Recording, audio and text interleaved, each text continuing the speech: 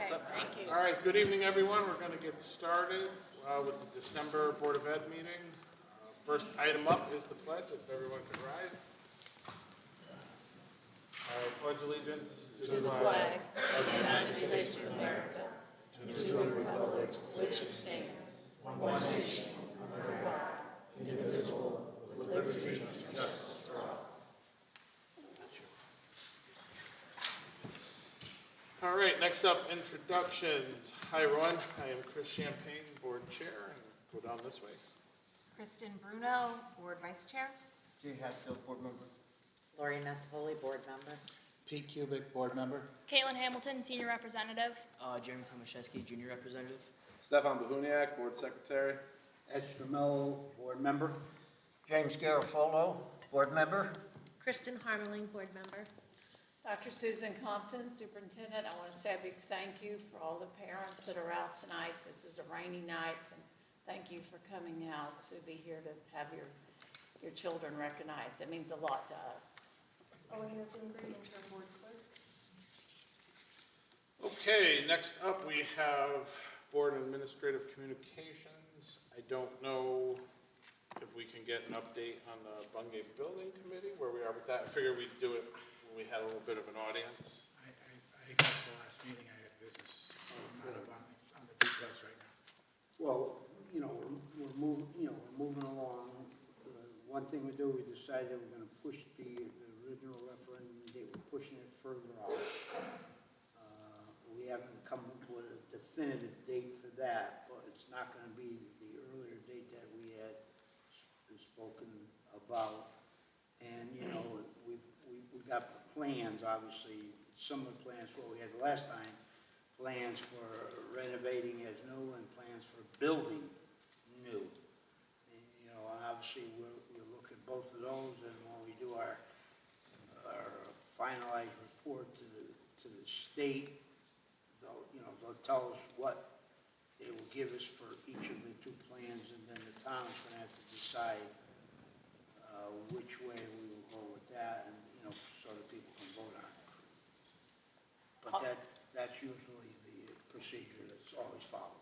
Also, there is a building committee meeting this Thursday. It's going to be, part of it is virtual.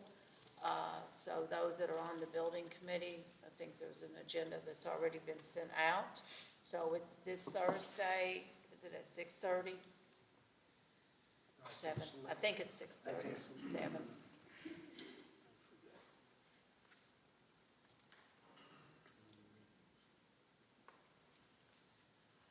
Those building committee members will be present. The architects are going to be doing a presentation, and it's partial. Pete, you have the time, I don't. I don't have it, no. Okay, I don't know if she sent out a meeting request? that's a good question, because if I don't Usually it have goes it, in we my calendar, probably, but it's we not. probably didn't get it yet. I know that Well, Thursday night at some point. it's Thursday night. It's Yeah. either 6:30 or 7 o'clock for sure, okay? And it's at the board office for those. Some's going to be done remotely with the architects. Okay. All right. Item B is our monthly Seymour Champion recognitions. This month, our award is based on awareness. And first up, we have Bungay School. You doing them all, Mr. Freund? Well, Mr. O'Rourke here will do the middle school, Oh. so I'll do the best I can. So aware is defined as knowing that something exists, mindful, having knowledge or understanding of something has been. Ms. Stramello, among the nominated Mackenzie Board. So Mackenzie, could please come on up.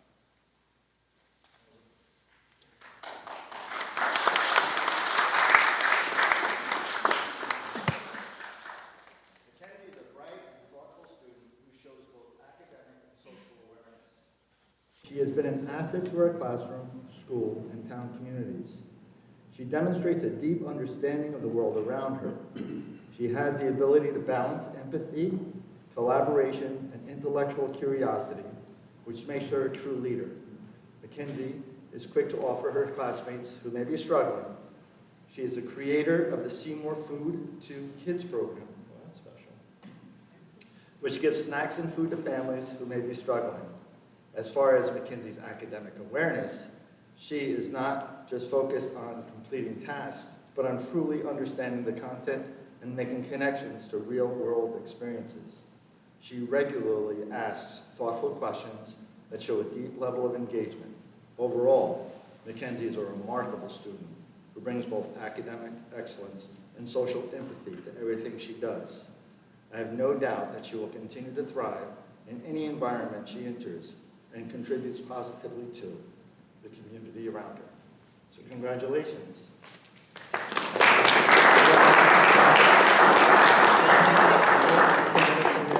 You want to have your parents come up for a picture.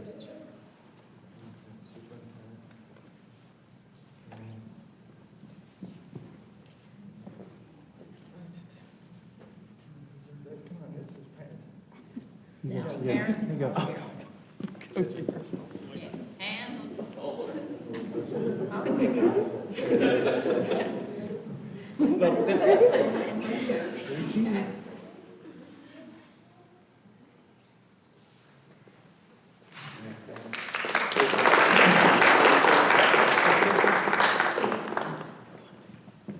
The next student is Kylie Sawicki.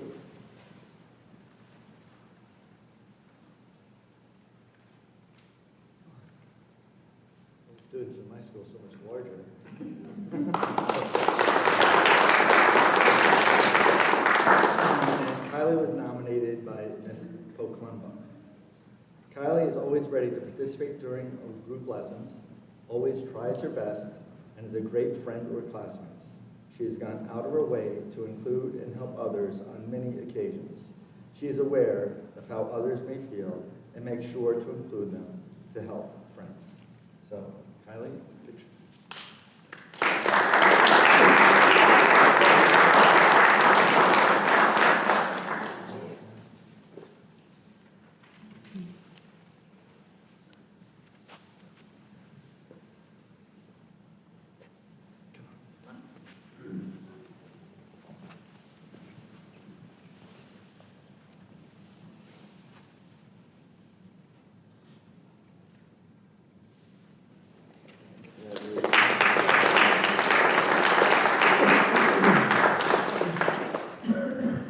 For CLS,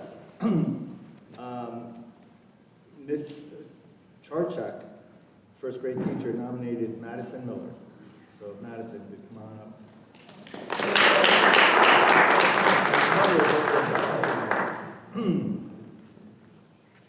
Madison constantly thinks about those around her. At such a young age, she has such a mature way about her interactions with others. Madison notices and feels, Madison notices the feelings of her peers and is quick to help. Whenever it be from a quiet hug or a quick smile or some other form of assistance. She is genuine in her interactions with others and very capable of reading the room.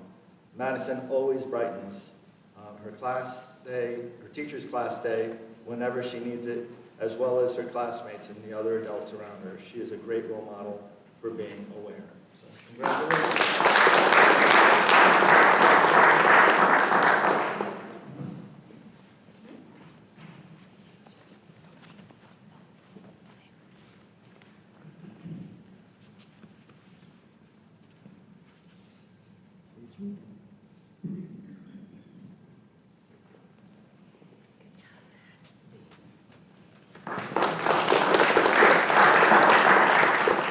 Mr. Fleming nominated Evan Welsh.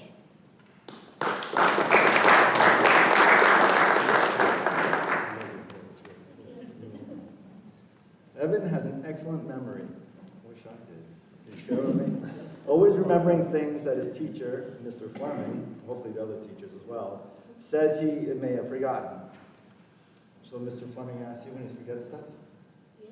Oh, and you help him out? Yes. Right there. All right. Evan is aware of what he's been taught in math and notices how he can do a problem differently based on his prior learning. For example, Evan demonstrated his awareness to apply specific concepts in math class when the class was estimating multiplying decimals. He would look to keep one factor the same and turn the other factor into a multiple of 10, which he had been taught in the first unit of the school year. Evan is also very aware within the classroom environment. For instance, when a student who sits by him was absent, Evan looked to update them on what they had missed. His awareness is a great asset to Evan and his class. So congratulations.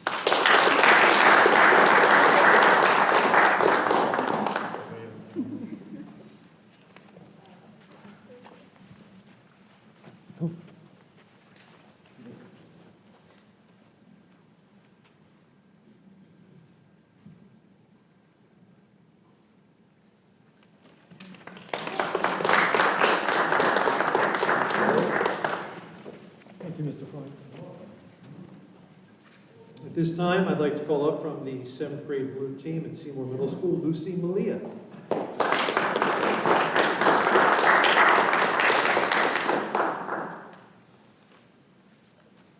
I'm proud to recognize Lucy Malia for exemplifying the attributes of awareness. Lucy stands out as an exceptionally mindful and thoughtful individual.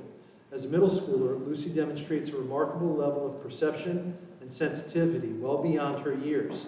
She is not only attuned to her own needs, but also deeply considerate of the feelings and well-being of others. In both the classroom and group activities, Lucy actively supports and encourages her peers, fostering a positive and inclusive environment for everyone. Lucy's innate understanding of the importance of kindness, respect, and awareness makes her a true role model within our school community. Congratulations, Lucy.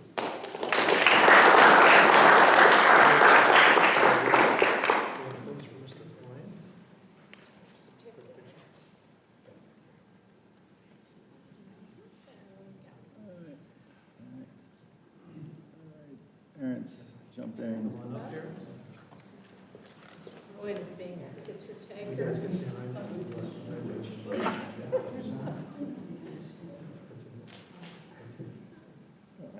Big smiles, everybody. All right, got it.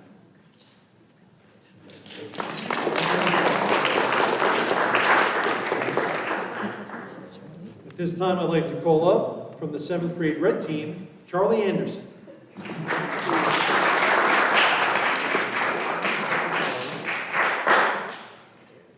I'm honored to recognize Charlie Anderson for exemplifying awareness in a variety of meaningful ways.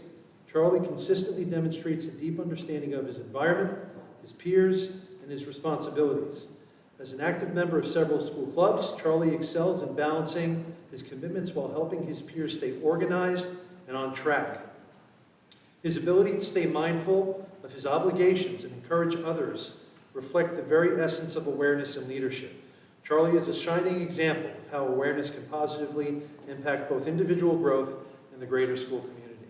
Charlie also does announcements on a routine basis, as does Lucy, and Charlie is the reigning spelling bee champion of Seymour Middle School. Congratulations, Charlie.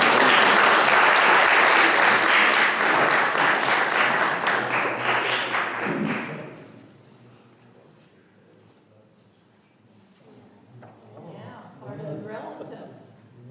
Charlie is related to the Stramello Farm that's right down the street.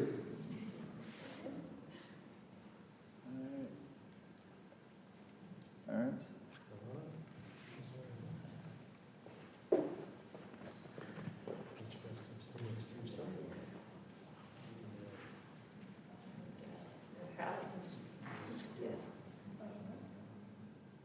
All right.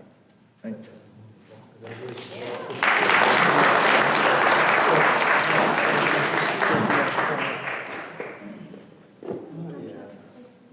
Here I am again. At the high school, if Jeremy Tomasewski could step up. Not only is Jeremy our junior representative to the Board of Education, but he's one of those kids that's just involved in everything and aware of everything. He also greets us every morning with a smile, which we totally appreciate. But he was nominated by his Mr. Paul O'Connor. It says, Jeremy is involved in all different activities here at Seymour High School. He is in tune to sports, clubs, and school community activities. He runs the athletic webpage, and is generally sincere about his interest in all sports, not just the major ones. And the reason why Mr. O.C. says that is that we're in the sports cross country, right? Which is probably the least major of the sports. Yeah, so you can pay attention, that's good. He keeps everyone updated and is an outstanding student in person. So Jeremy, congratulations. You're welcome.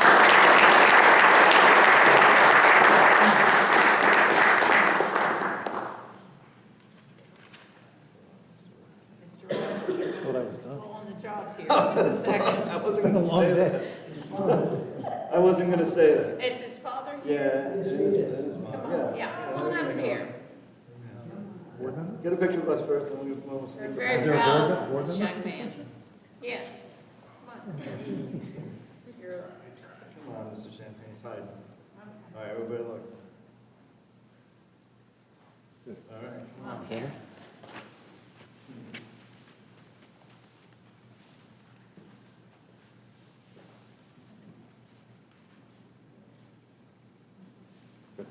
Thank you.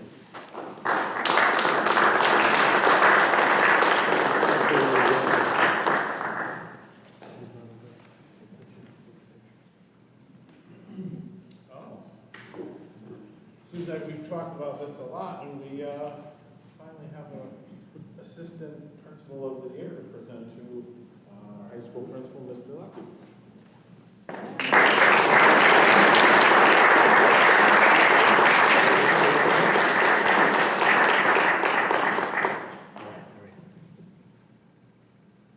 Where are your parents? Bring them up.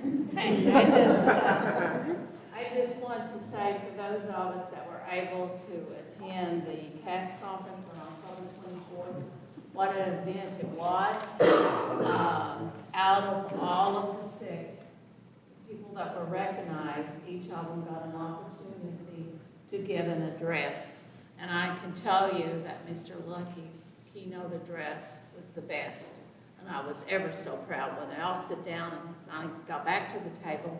And I said, guess what? You had the best speech. And actually, the cast director sent him a nice email the next day and said, you know, Mr. Lucky, you knocked it out of the park. So what a vision, what great leadership, what an honor. I just can't say enough good things about you with this and this high prestigious award, and for the vision and what you've been able to do for Seymour High School. I know the Board of Ed is very appreciative, and you guys like to say in the comments, you're welcome to do that. But what a celebration it was that night. Sometimes we want to show the video of what they had to say about him, but it truly was a celebration of leadership. It's so good to get to meet Paul's mother, his father, his family, and several Seymour High School faculty were there, Mr. Floyd, myself, and it truly was a great event, and it was an honor for me to be there as your school superintendent. Anything you want to say, Mr. Floyd? I think that he's been here a long time, definitely put in the work in the district, and I'm deeply appreciative of the people here that have supported me over the years. And my staff and faculty at the building is the reason why that all happened. Without them, nothing happens. So I'm just one very small cog in that wheel. And I'm deeply appreciative again of the support of the Board of Ed and my staff.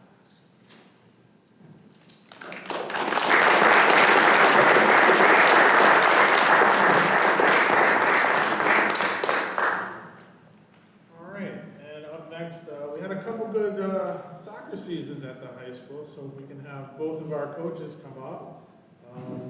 Boys soccer coach Aaron Pollock and the girls soccer coach Tom Cunningham, both won Coach of the Year.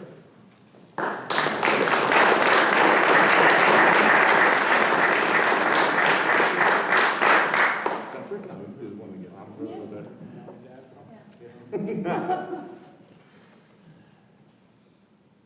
We're very proud of both of you Thank you. and your teams. Thank you, Dr. Conklin.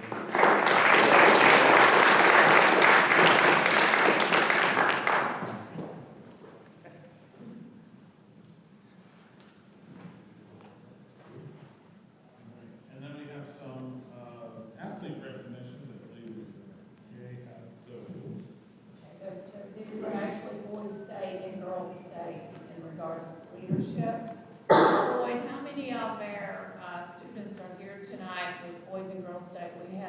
opportunity to honor them with the veterans. Great. And so Mr. Hatfield will call out some of their names and see who's here. I see some of them. It was quite a celebration that day in the superintendent's office for the veterans group and the Boys and State Organization come and give these awards out. They got special proclamations, awards, and it was quite a morning on it. I was really impressed.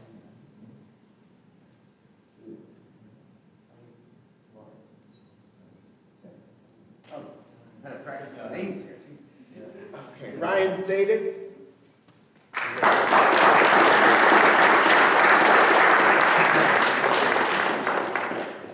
Stay up here. Justina Kahan. Raymond Dahl. Raymond.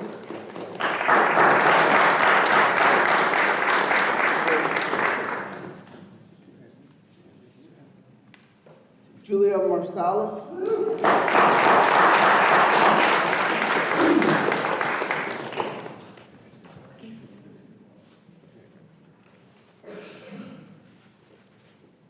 Ali Savari. Savary. Sorry. Sarah Folsom. Sarah.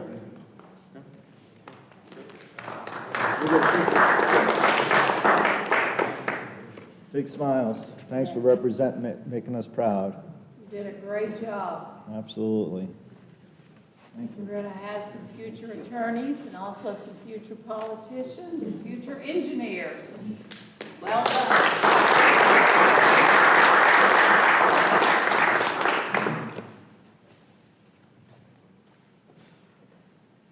All right, up next, we have our student report from Caitlin and Jeremy.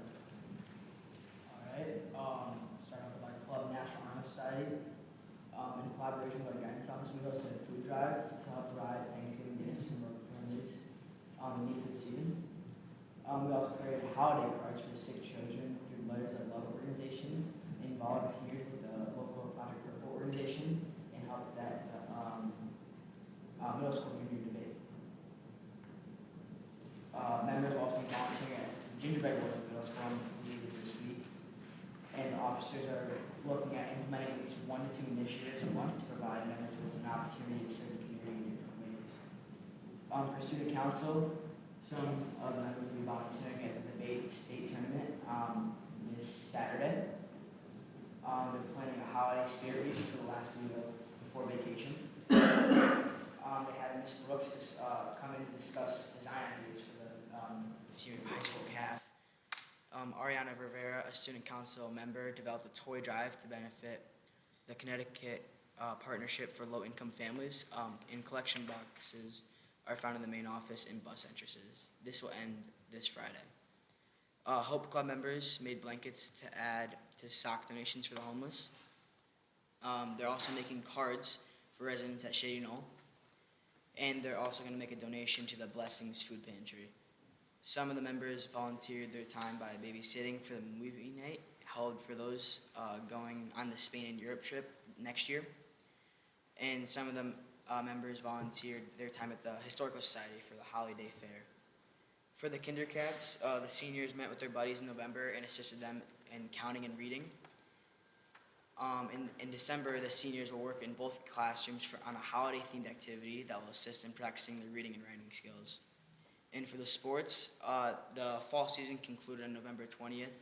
The athletic director, Ms. Fed, was proud of the level of teamwork, dedication, sportsmanship, which was displayed throughout the season by all the fall teams. And they were a shining example of values and spirit high school sports are meant to foster. Our winter season kicked off this past week, Monday, December 2nd, for girls basketball, and the 5th for all the other sports. Competition will not begin until this Friday for the girls basketball team as they travel to Oxford, and we are looking forward to another exciting competitive season for all of our teams. And then the Yearbook Club, they have been working diligently on creating a book that will encompass the experiences of 2024 and 2025. And we have completed our cover page and are working on the Homecoming Spirit Week, Pep Rally, and the Big 25 images. Alrighty, then Art Club artists in Seymour High School have started working on creating clay village houses for the winter display. Each student is decorating their own house, like the likeness of a dream home, their home, or a gingerbread home. And then Performing Arts performed in the Christmas parade is currently preparing to record new music in the music studio and is planning and practicing for the March show. Environmental Club had a small group of students on November 4th and December 2nd to conduct a campus cleanup. Students have created posters to promote environmental awareness. A Bronx Zoo trip is planned for April 8th to continue to raise awareness for conservancy and creating and preserving biodiversity. That's a hard word. And then student leaders have been asked to come up with new ideas and to inspire growth within the club. The debate club students marched in the Seymour Christmas parade. 10 members of the Seymour High School team traveled to Farmington High School on the 7th to compete in the Connecticut Debate Association's December debate tournament. This was the largest number of high schoolers debaters that the Seymour has sent a tournament in over 4 years. This couldn't have happened without the effort of a parent, Mr. Carl Clifford, who donated his time in order to judge all 4 high school debates last Saturday. We cannot bring competitors to debates without having an equal number of judges in order to ensure there's enough judges for everybody. So his efforts truly made this day possible. And the members meet 1 to 2 times, and many of the members actually volunteer down here at the middle school with Mr. Catlin and able to make sure that there's a comprehensive team throughout the 6th and 12th grade in order so that when they move up to the high school, they continue to do debate. And then kudos to the student leaders who organize the practices and have been pivotal in maintaining the success of both of the programs. The Electron Car Club participated in the Seymour Christmas Parade and came home with the Tech Ed Trophy in Robotics for Best in Show. Newspaper, after a change in faculty advisors, we're finally getting our first issue out. The hope is that it will be out by Wednesday next week. And then Future Business Leaders of America have officially picked their competitive events, which includes tests and presentations such as accounting, public speaking, and website design. Students are beginning to prep and apply that studying process so that we can be prepared for our conference in March, which is at Southern. And that's all we got. That's it. Thank you, guys. Any questions? Awesome, thank you. All right, item 3, public comment. Anyone from the public like to make a comment?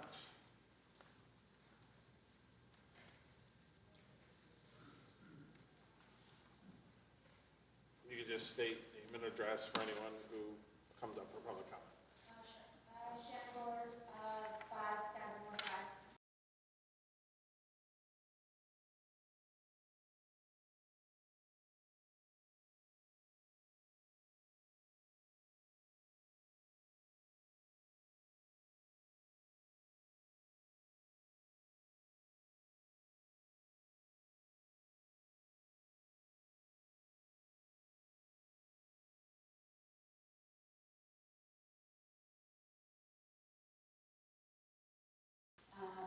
And to date, this school year, there's 43 youth hours volunteered.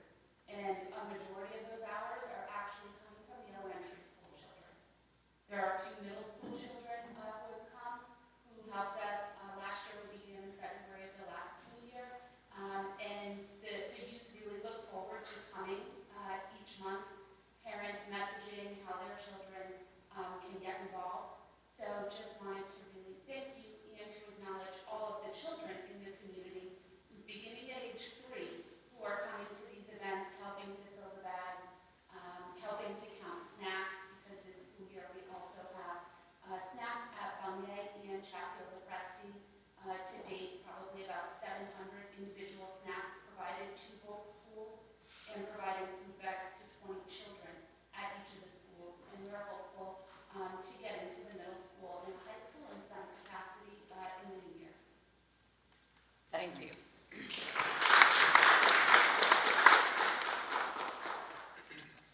Okay, any other public comment? Second call for public comment. And last call for public comment. All right, public comment is now closed. Typically, everybody's takes off after here, so if we wanted to, you're more than welcome to stay. Recess. But we can just give you guys folks a minute. 5-minute recess.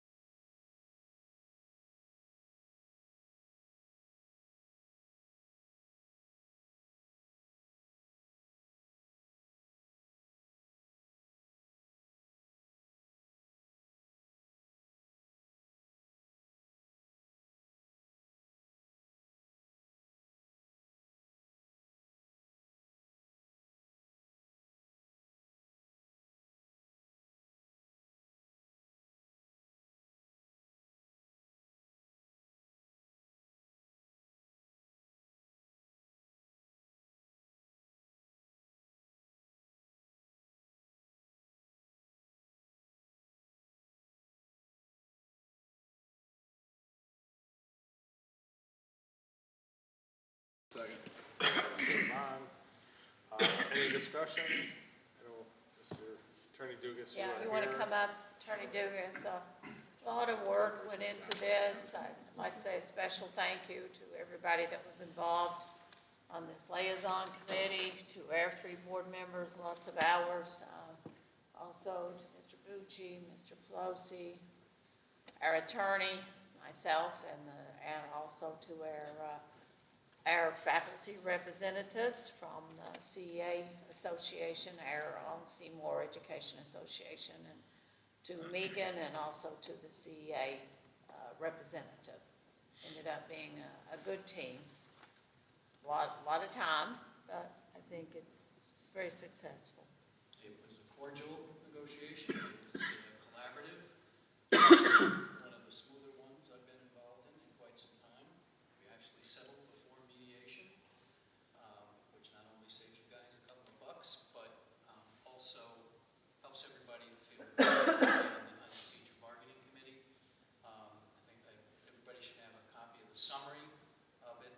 I'll go answer any questions. I don't know there's a need to go through it, but essentially the total dollars that we agreed to are actually falling a little bit below where the teacher settlements were this year by about 1.5% over the 3-year period, which I think is okay because your teacher salaries were pretty good from a starting point. Modest increase in the cost shares, and no real significant language changes, pretty straightforward stuff, so I think it's a good contract, and I certainly encourage its approval.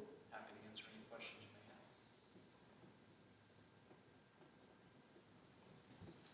Okay, and I forgot, so I'm apologizing for the question ahead of time, but when and if we approve it, do we then need the Board of Select people to approve it also? Yes, sir. The way it happens is once you approve, we would sign a written contract. It's then sent to the town clerk and to the Commissioner of Education. And at that point, the Board of Selectmen, as your legislative body, would have the opportunity for 30 days to reject the contract. If they don't reject it, then it becomes binding, so they can take no action, it passes. The way the statute is written, if they vote to approve it, it really has no meaning. The only thing they can do is reject it, and I would hope that's not the case, because I don't think we would do better in binding arbitration than we've done through negotiations, but that is the process. All right. Any other questions? Now, are we going, another question, are we going to have representatives speak to the Board of Select people about the contract? Or are we just going to send it down? I'll certainly make myself available. Once we send it to them, it's incumbent upon them to schedule a meeting. If they don't put it on an agenda, then after 30 days, it's approved. If they do put it on their agenda, I'll certainly make myself available to answer any questions. And the teachers' union has already voted? Yes, sir. Yes. And obviously passed, okay. That had to be before it's been placed on Before the us, yeah. board agenda. All right. I would just add, as a member of the committee, that, we have excellent teachers in Seymour. They are committed, they are professional. A number of them live in our town, and they're well aware of the budget struggles that we had. So they really worked well with us. Their care for the work that they do and the students that they serve really came through. So I would agree that it was a good process for both sides. Stefan, you spent a lot of time, you and Jay as well. I echo what Kristen said. It was a great negotiation. In terms of the negotiations I've been a part of, I thought the teachers were terrific to work with. I thought that on our side, we did a really nice job of saying what we needed to get done and making that happen. I think our residents can be confident that this is the best deal that we could have made, and it's while continuing to move forward and continuing Seymour as a great place for teachers to work and an attractive job when we need new teachers.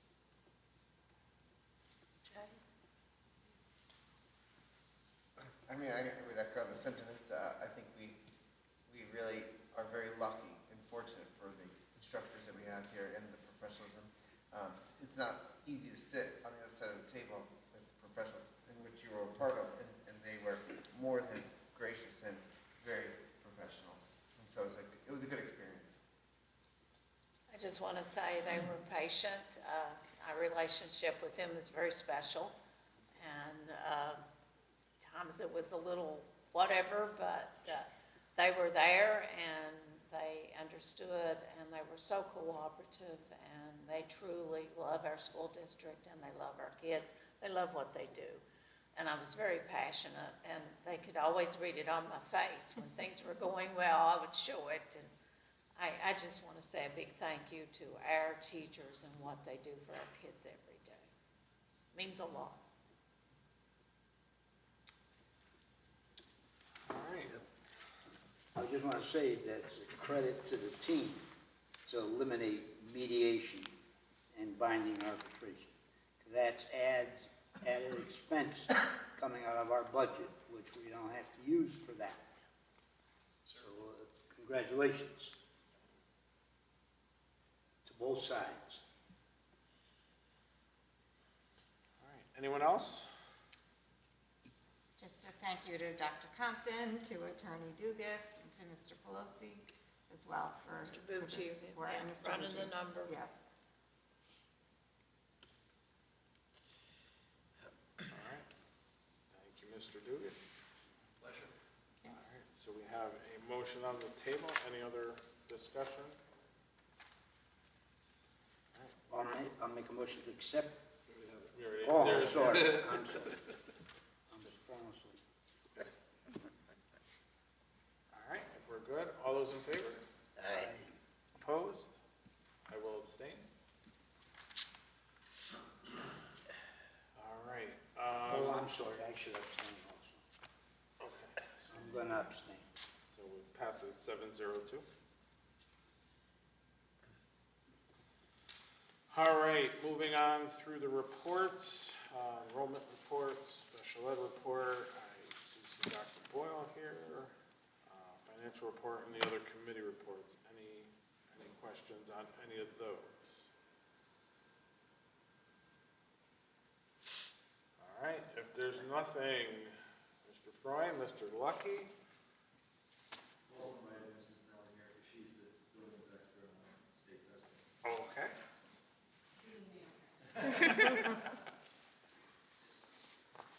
So one thing we have are two things, obviously, recognize we're very proud of the U.S. News and World Report. Well, that was last year. This year, however, we did receive a new recognition of the Silver Award for the AP Honor Roll. We're very proud of that, and I'll share some of those details as to why we were recognized with that award this year. Last year it was bronze, we stepped up to silver. We're as far away from gold, we'll address that. Right now, though, just as a segue to Mr. Lucky, we're starting the New England evaluation, New England Association of Schools, Colleges evaluation, Seymour High School. It's our decennial evaluation, it's every 10 years. Last time it was 2016, we pushed it back a year because of COVID. And it's a lot different now than it's ever been before. Mr. Froy, we're having some hard time hearing you. Yeah. What's that? Yeah, I am too, Mr. Floyd. Okay. There you go. There you go. Not your football voice, but a little bit, yeah, thank you. I gotta check in the camera, make sure you can see me right now, I'm looking at my hind end. So New England Association, it's a decennial visit. Last time was 2016, they extended to 11 years because of COVID, it's 2027. The process is completely different than it used to be. I'm not gonna be here for the majority of the process. So I kind of bowed out of it and deferred to Mr. Lucky, at which point he will describe kind of what's gonna happen with the New England Association of Schools and Colleges. And then we'll briefly discuss our goals for our achievement, our school improvement plan. So Mr. Lucky. I'm just going to give you a quick outline of what's happening. So they kind of broke it up into actually two visits this go around. The first of which is going to happen at the latter half of this school year. So we've been doing a lot of work at the high school in order to prepare. So the first part is actually doing all the preparation of writing all the reports. They come in the latter half of the school year, they read everything, and then they give us suggestions for improvement, and they come back in 2 years to see if we actually did what we said we were going to do in our reports and what they have suggested for us to do. So there's a couple components which I listed there. Those are all the separate reports that need to be written. You're looking upward from 55 to 75 pages worth of reports and collected evidence to support each of these categories of reports that are on the screen. So the overarching part of the ask is their standards. And with their standards, they have 5 different overarching standards, and they break those standards down into principles and another category. But the standards are up there: learning culture, student learning, professional practices, learning support, and learning for resources. So we've taken a look at each of these categories and all the subcategories that come with them, and we have to write a report to each one of those. The next set is all of the principles. So you can see 1.1, 1.2, 1.3, all the way to 1.7. So that's associated with learning culture. And when you see 2.1 and so on, that is associated with the next standard, student learning. So each one of these, we had to do some research and put together a separate report for each one of these standards from 1.1 through the entirety of this screen, all the way through the entirety of this screen. So there's a lot of work that's been done. So we've been utilizing our faculty meetings after school and then our PD sessions to get this done. We broke the staff up to either some specialty areas which they had a good base of knowledge of, or we broke them up by department, and then they report back to the chairs, and the chairs kind of put everything together. So we're about 60 to 70% done. The groups that are done are just continuously collecting evidence at this point, and then the rest of them we're going to get cleaned up hopefully at the beginning of January, because the final part of the report can't be written, which I'll go back to the first screen. The capacity for continuous growth, goals, and visions of the future, and the priority areas that we self-identify can't be written until all of the principles and foundational elements have been written. So we're in that process, and then we get it back, and then the driving committee will write the final reports. The last part is all these foundational elements. Again, these have to be written, but these are the catalysts for all of their standards. So that, again, they're broken down by standard. So these are additional reports that they want to see, and they want to ensure that every school that they accredit has met all of these, at the very least, is working to meet all of the principles. Mr. Freund? Yeah, so the reason I asked Mr. Lucky to present that is to kind of plant the seed that this is the start of a 2-year process. And from this initial work that our teachers have been working on, Mr. Lucky, MES is going to visit us this spring. And at that presentation, they'll provide us feedback. And from that feedback, the expectation is for us to develop a 2-year school improvement plan based on the MES recommendations in our self-study. So the reason I say that now for this school improvement plan is because next year's will probably look significantly different and will more than likely be based on the MES plan, which is where all of our efforts will be for accreditation through 2027. So that's just kind of a heads up. So much like every school improvement plan you've ever seen, so now our traditional plan. I'll be brief in this. We want to continue to focus on the improvement of our students' AP performance, PSAT performance, NGSS performance, and SAT performance. These are assessments that our students take. We take information from these assessments to teach us, to inform us of how to improve our learning. Just like goal number 1, the primary academic objective of the 24-25 school year is to enhance the implementation of instructional strategies to improve student performance in AP exams, PSAT, NGSS assessments, and the SATs. We'll be focusing on developing an instructional model that addresses the diverse needs of each student, faculty, and staff. We'll continue to evaluate, refine existing instructional practices to ensure they effectively support student achievement and foster a responsive learning environment. What that means basically is when we get assessment data back from the college board, we look at it, we try to identify instructional areas where we're weak, we develop plans around those. Problem with this that we're having right now, though, is the SAT is still relative. You can speak to this. The SAT was relatively, it was just recently changed. And whether you think of us a question item analysis, they haven't done that yet. So right now, we're still waiting for that. So our plan pretty much is steady until we can start getting that information. Do you have anything to add to that? Yeah, with the new format, with the SATs and the SATs going digital, and it's supposed to be more adaptive for our students also as they take it. Going through, when they used to provide us with instructional planning, they said they're like 2 or 3 years out. So right now, this would be year 2. So when our most recent case, T results that have been returned to us, there's still no instructional planning advice for our school. From the comptroller. So from the last solid evidence that we had, in English, we're going to continue to focus on command evidence, in math, art of algebra, social studies, command evidence, science, problem solving, and data analysis, business, expression of ideas, world language, command evidence, visual arts, tech ed, the expression of ideas, physical education, the expression of ideas, and science, and ESS. One of the things you'll notice is we've taken these academic standards and we've applied them to all the subject areas. Are there any questions relevant to goal 1 and the improvement of our academic performance? And actually, the proof is in the pudding. So, yes. I'm just curious what it says up there that will focus on identified areas of growth. How are you identifying them? Are you So doing that these on your own, areas- or are you continuing with the path of the last kind of more diagnostic? That's what we're going to It's do. just the questions, when we get the question analysis, and we still get a question analysis, which Okay. dictates to us what the standards that they're Okay. addressing. And it's still for us, but we have, for the first time, since almost I've been here 16 years, it is now law, which is great.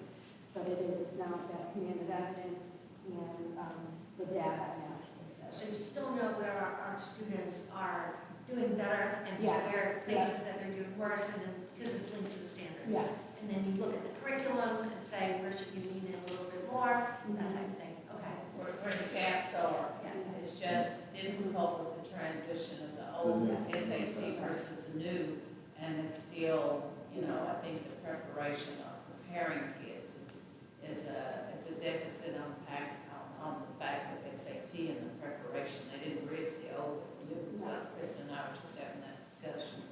So usually you would actually do both at the same time, No, parallel they- that for a year or 2? Crosswalk. Yes. And what I want to address too with the NGSS and Next Generation Science students, in our high school, the science sequence, we were making students take general science, biology, and chemistry, or they're coming in with biology, chemistry, and physics. We are, the third year, usually students got to choose, they could have chosen their third one, and it wasn't helping to address the students on the NGSS. So now we're changing that and making that a science sequence, the science department. We've seen a little bit of improvement just in the 1 year when we started. They need that content to learn. You don't need to just take what they want to take. Right. Well, they can still do that, just let me see. So, what they do though, so we do have sophomores who take the science electives. So what students do is they'll follow the sequence, whether it be general science, biology, or chemistry, or they start biology, chemistry, and physics, but then they'll add a forensics, or another, they'll add an EMT, or something on addition to it. So we have many kids that are taking multiple science choices at a given time. From a graduation perspective, that also meets not only the science requirements, but the STEM requirements. Any questions? Very proud of the AP scores, so We're gonna get to that. into that. Yeah, It's not that's what I said, well, proof is in the pudding. It's just- right, anyway. So let's see, so goal number 2 is to actively monitor the social and emotional wellness of our students. Now, I'm very fortunate at the high school in the fact that we have an entire department dedicated to it. Mrs. Nelly, the department coordinator, our school counseling department, our school social workers, and our school psychologists have largely taken, as well as our teachers, they play a role, but they are the ones, the school counseling department, that takes kind of command of this aspect of our support students. So the way it would typically work is either through a data screening. So one of the things that Mrs. Nelly hold our bi-weekly at-risk meetings. We basically look at students' attendance, we'll look at, the grades, we'll look at any kind of known issues that have been brought to our attention, either by the family or by faculty members. Because sometimes students will share things with teachers, and they'll bring it to the attention of the school counselor. And then they get involved in the counseling support staff and the services we provide to that staff. That support could come in the form of either working directly with a school counselor or a social worker. Or in some cases, our school psychologist is very active in providing support for our students' social and emotional needs. Many times it's even outside resources, so we have to call 211 for mobile crisis, or ambulances, which for us this year has been a lot less. And I think one thing I want to say is, and I think through the special ed department, we brought in CBITS, which is cognitive behavior intervention training. So our schools, social workers and our school psychologists run groups for our students with no sleep. So they're getting really good counseling and about training. So with that, in the bi-weekly at-risk meetings, we're more or less doing an assessment of our population at that moment. And with that, we track the students plus over time, looking at their attendance, their academic performance, behavioral issues that they may have. A lot of our students come in with a lot of baggage from home, right? That they unpack sometimes in the offices of our school counselors and our social workers, and we help them process it. And sometimes we do call in outside help. We do that whenever we feel our students need it. Our students are the most important aspect of our program. Well, I think also sometimes our parents need support and resources. They do, and it's And that's important too. In our society, what we're dealing with is bad. We're dealing with lots of obstacles, lots of issues. We do send support staff to homes. And the home visits, we've done, I believe, several this year. Is this boilerplate, or is this all of what I see on the screen, is that what we've produced? This is what we do in-house. Okay, then I need to bring something to your attention. Yes, sir. Action plan strategies. Yes, sir. Support services Yes, staff. sir. Bi-weekly is BI. Oh, sorry. So we don't want everybody to see that. No, that's my fault. You didn't catch it. I didn't catch it. Maybe you didn't catch it. Darn it. Nor did any of my staff who reviewed it. But like I said, I'm very proud of the work that my support staff does. They're also very supportive of each other. Because as you may imagine, there's times where it is emotionally tiring. It wears on them, and they do a great job of supporting each other. And that's absolutely essential. They have a nice community down there. It's not only for themselves, but for all the staff and the students, and actually our staff. And our staff has not Just had a question. I know that at least administrators had some restorative practice training at the beginning of this year. How does that fit in with this? So the first thing we're trying to do is the peer mediation to kind of kickstart that. We have been having some difficulties getting kids to read. They like their business to be their business and everybody else's, despite the fact that we had 15 or so students with 30 hours of training for peer mediation. So we're really trying to kickstart that aspect of it. And then from there, we're going to work into the guidance department. But during the groups, they are definitely talking in those types of circles for the restorative practice. What do you do with a one-on-one when we're questioning, using those restorative type of questions in the interviewing, and handling the situations in there? One thing I'd like to say is sitting through one of the trainings with the restorative practices. And I know Dr. Freiberg, over the years, who provided the training, much of what she was saying that we had to do, we already had been doing in Seymour High School. So for example, when a student who we know is engaged with either a school counselor or a social worker makes a mistake and does something wrong, rather than just throwing the book at them, we will huddle with those support people and say, what's going on with this kid? Try to get more of a background of what's going on with the student, and sometimes the families. So much of what we were being trained to do was already established practice in our school. restorative discipline and trauma-based. Melissa, please speak louder. I'm sorry. I know, usually I'm the loudest person in the room. Yes. How do we put restorative practices into play to mediate between teachers and students? Sometimes that's hard, you know, as you would imagine, because perspective is everything. And sometimes perspective of a student is completely different than the perspective of a teacher. We've sat down and we've listened to both sides of the stories. We don't automatically, you know, side one way or the other. Well, no, but you wouldn't, right? So the Process was followed, you wouldn't be. the way that we do it is then, you know, we express to each of the parties kind of the other perspective, so that they try to get that understanding.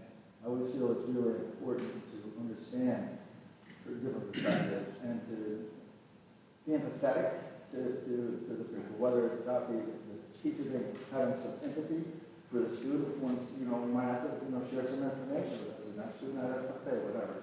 Something's going on, which, you know, is the reason why they were not functioning normally.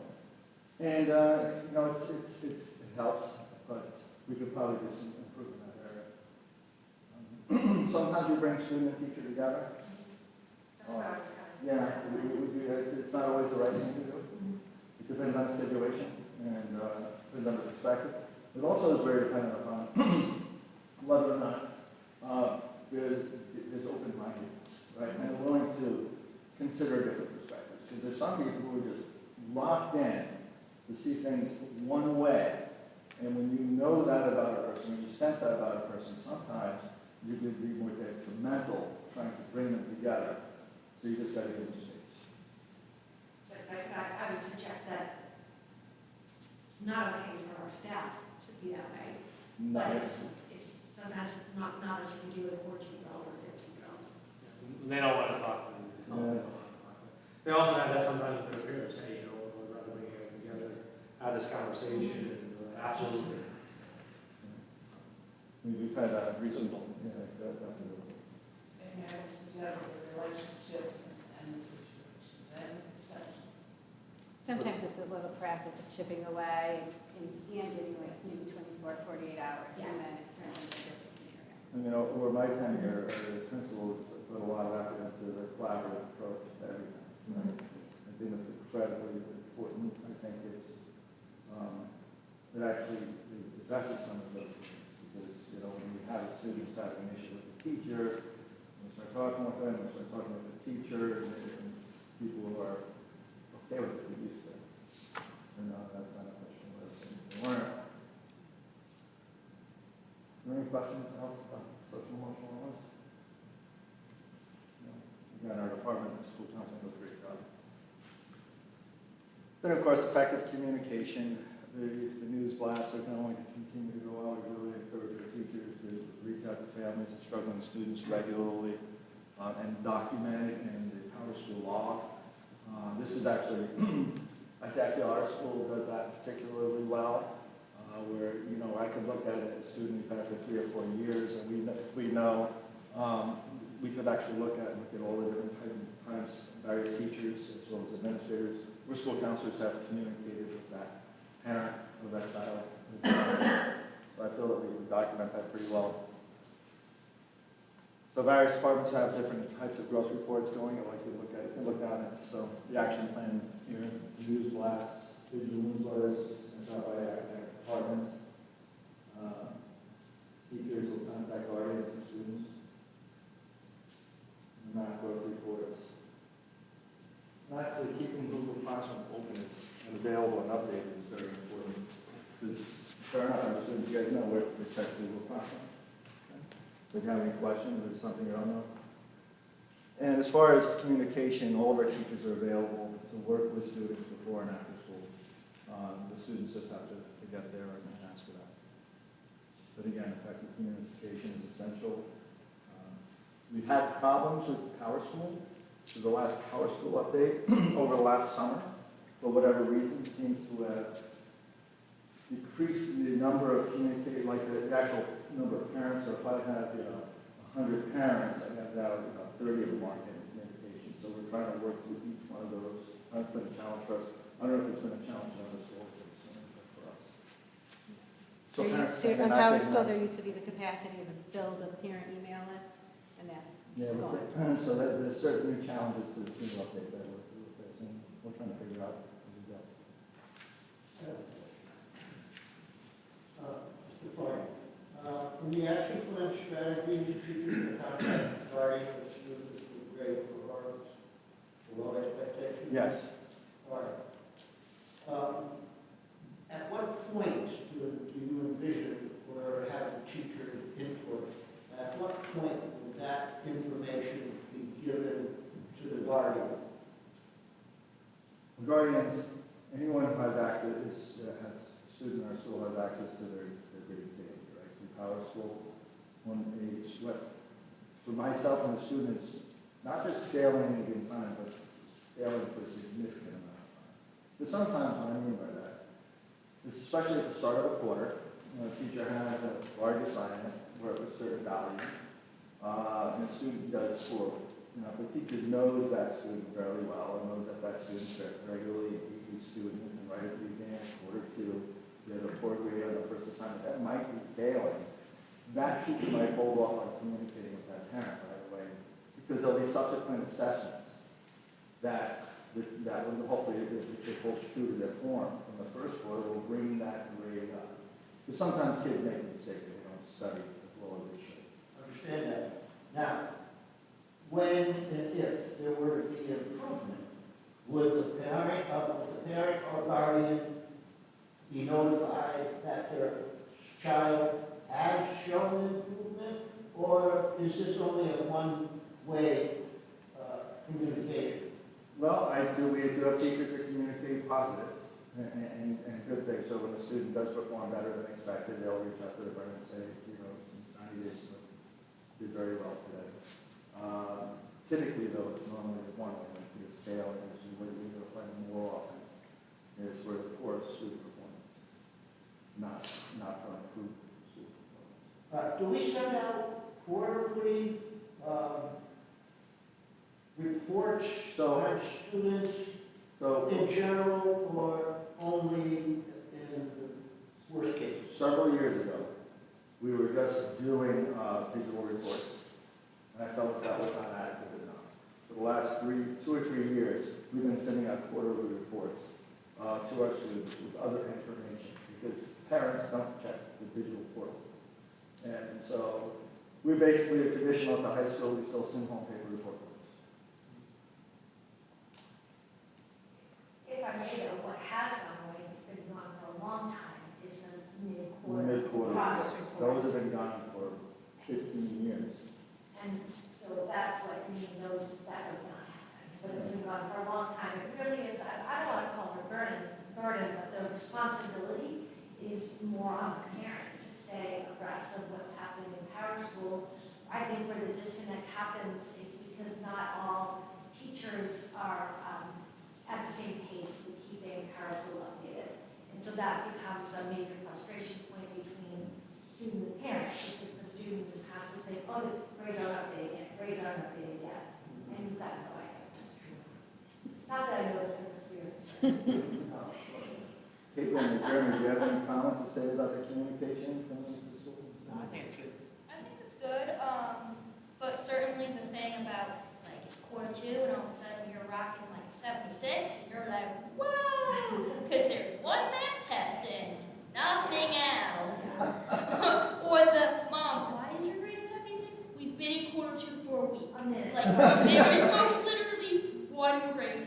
Like, we gotta wait, let the homework, let me do a quick test and actually know what I'm doing. Like, loop back around, then we talk to Mr. Spain to figure out what I did wrong, like, but yeah, it's certainly good otherwise. It's true reality. That is reality. Glad you shared that. Yes, sir. Through the chair, just when you were talking about the communication piece, have we got into the parent square? You were talking about Power School, but have we, because I know we had. So one of the things, so we've been getting increased reports that the parents are not getting our news less than they used to get them. So we've been trying to figure out why. And it's strange because when I go into PowerSchool, we have a way to look at our logs, right? So it tells us every email, every phone call that went out to every single parent through PowerSchool. And there's many parents who said that they received them all the time up until this year, and now when we look at it, they're no longer, it's like they chose not to like knock it out. So I spoke with Derek over there a little bit about that, and I've been trying to get into the background. Actually, I think I've learned how to turn it back on, but I haven't really tested it yet. My first real test actually tomorrow morning, the parent I was working with yesterday.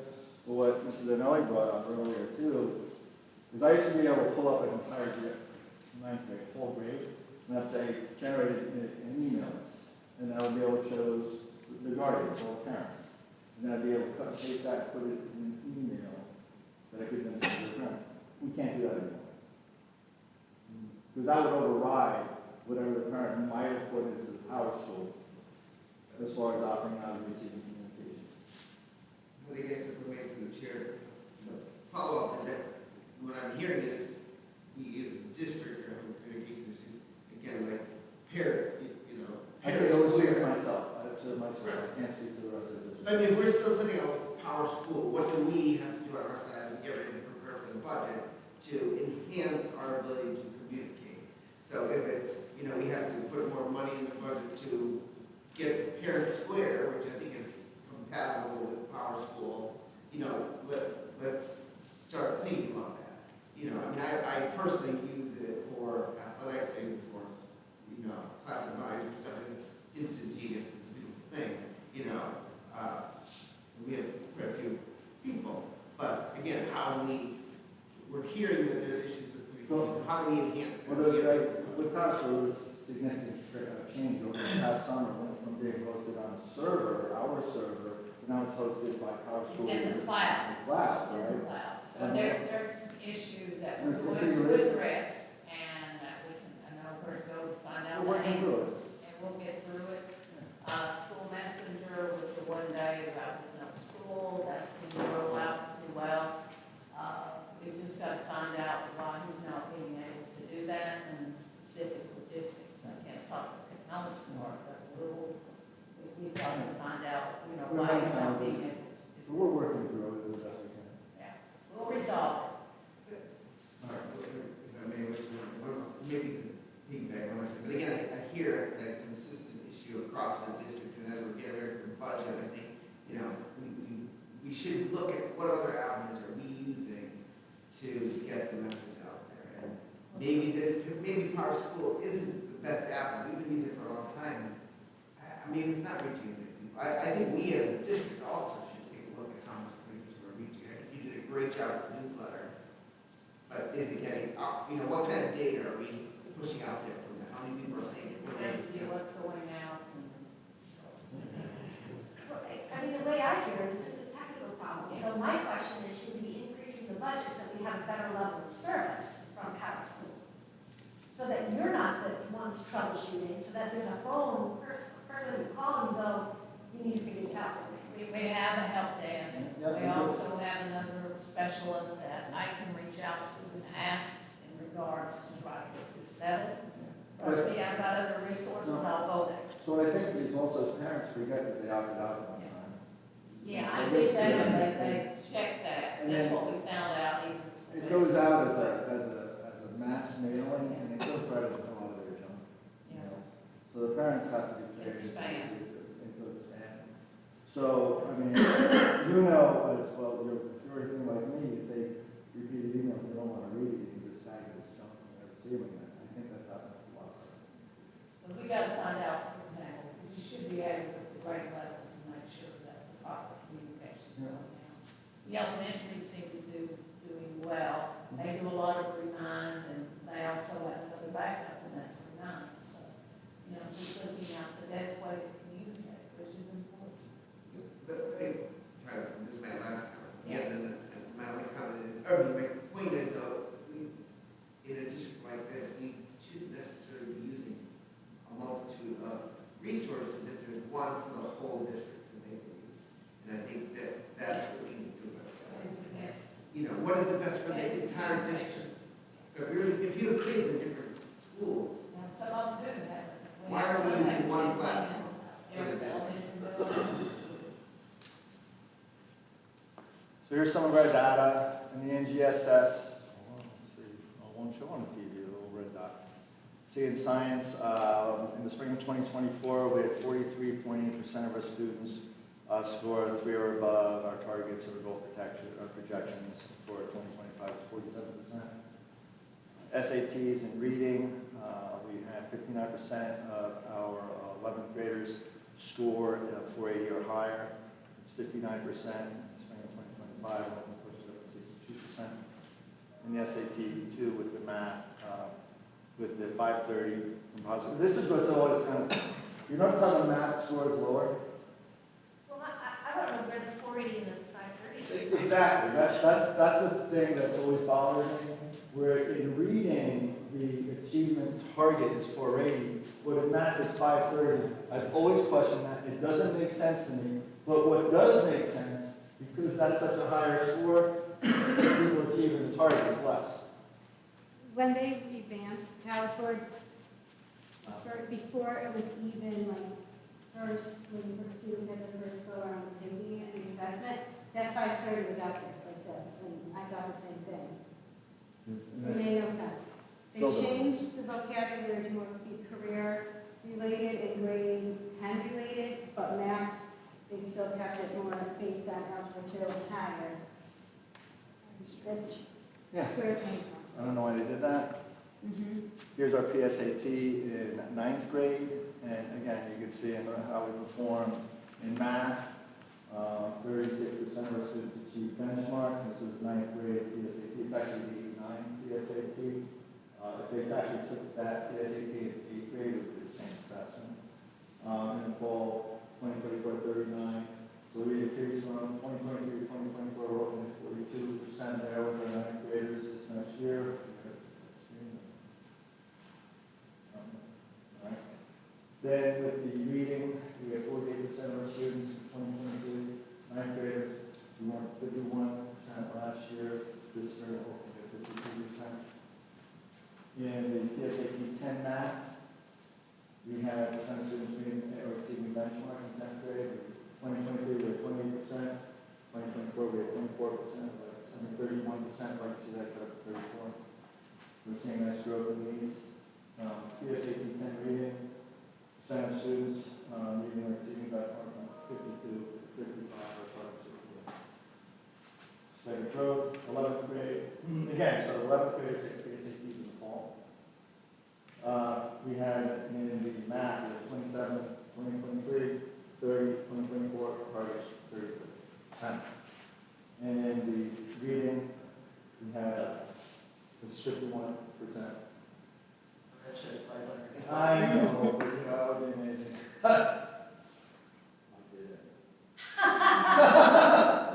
It did say that before. 54% was the last year, and we'll be up to 57%. Reading. So we see nice growth there. I hope to continue that. And that's part of our teachers studying the assessments themselves, pulling out whatever information we can, focusing on those areas of instruction.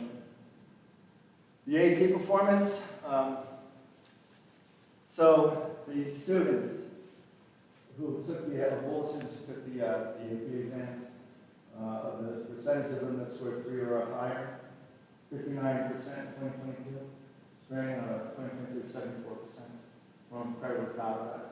We put a target for us at 75%, but you know, we've been awarded the College Board Silver Award. It's in part because of that. And I'll explain that a little more in the field in a minute. AP, number of students taking the AP exams. One of the things we always encourage kids to challenge themselves, because if you don't challenge yourself, you don't know, what you're fully capable of. And I believe, we all believe, that every student we have is more capable than they believe themselves to be.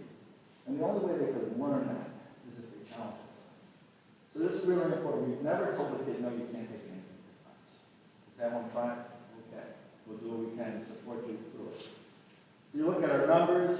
So this is number of students taking the AP exam versus number of exams taken. 2022, we had 116 students take the AP exams, total of 181 exams. 2023, 158 kids took the exams. total of 258 exams. And then we had 152 kids take the exams, total of 248. So this is a pretty good, this is kind of level right here. But we're pretty happy with that number of kids challenging themselves, considering the size of our school. We're basically 600.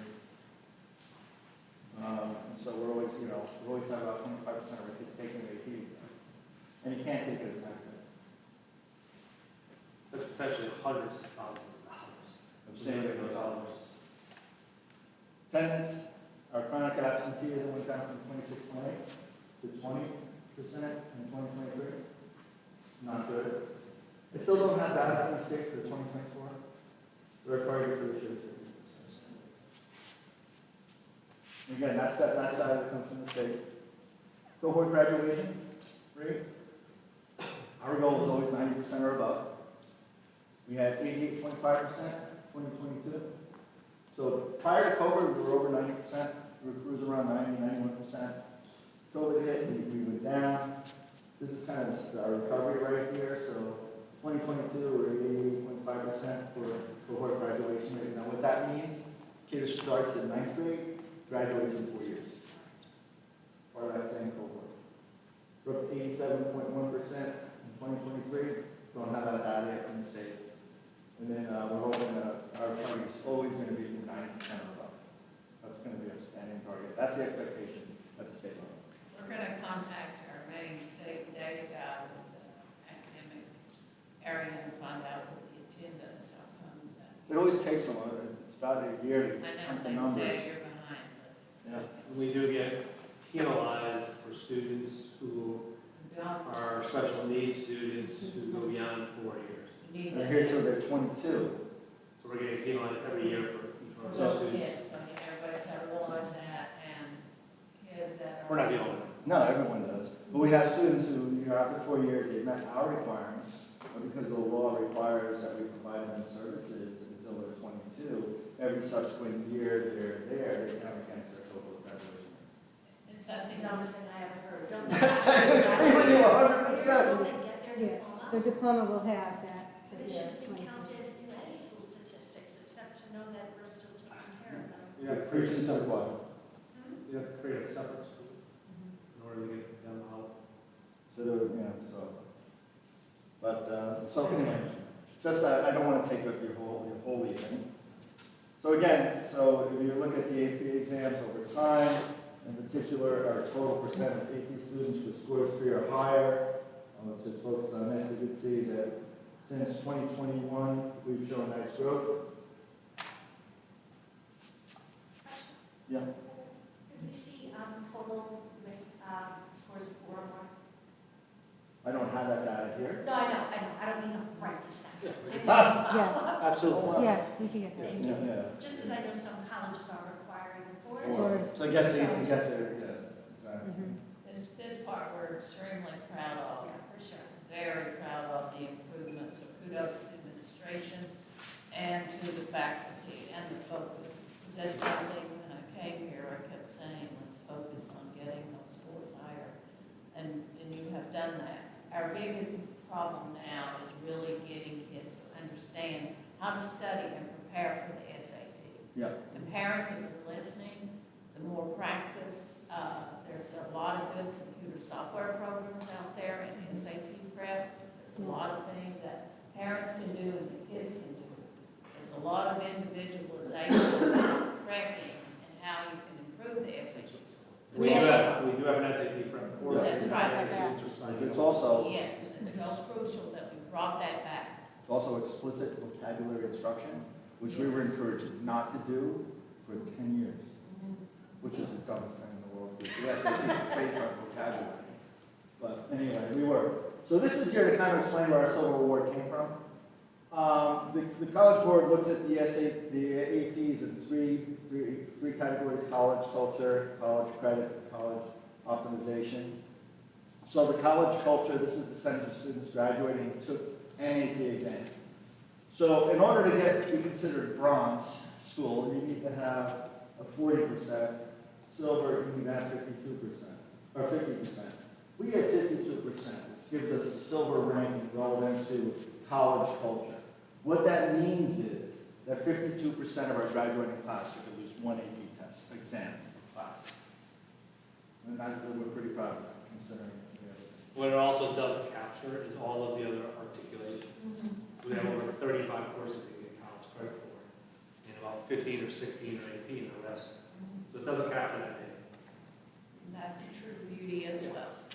Now, the college credit component, again, this is students, percent of students in the graduating class who scored 3 or more on an AP exam. In order to get to the gold category, we needed a 35, we had a 39%. So there we scored gold. Our next level, the tier, is platinum at 50%. So 50% of our students graduating, got a 3 or higher on an AP exam, we would have scored this area that's in platinum. And of course, that's the highest to do that. And then college optimization, this is the percentage of students who are graduating in the class who took 5 or more AP exams.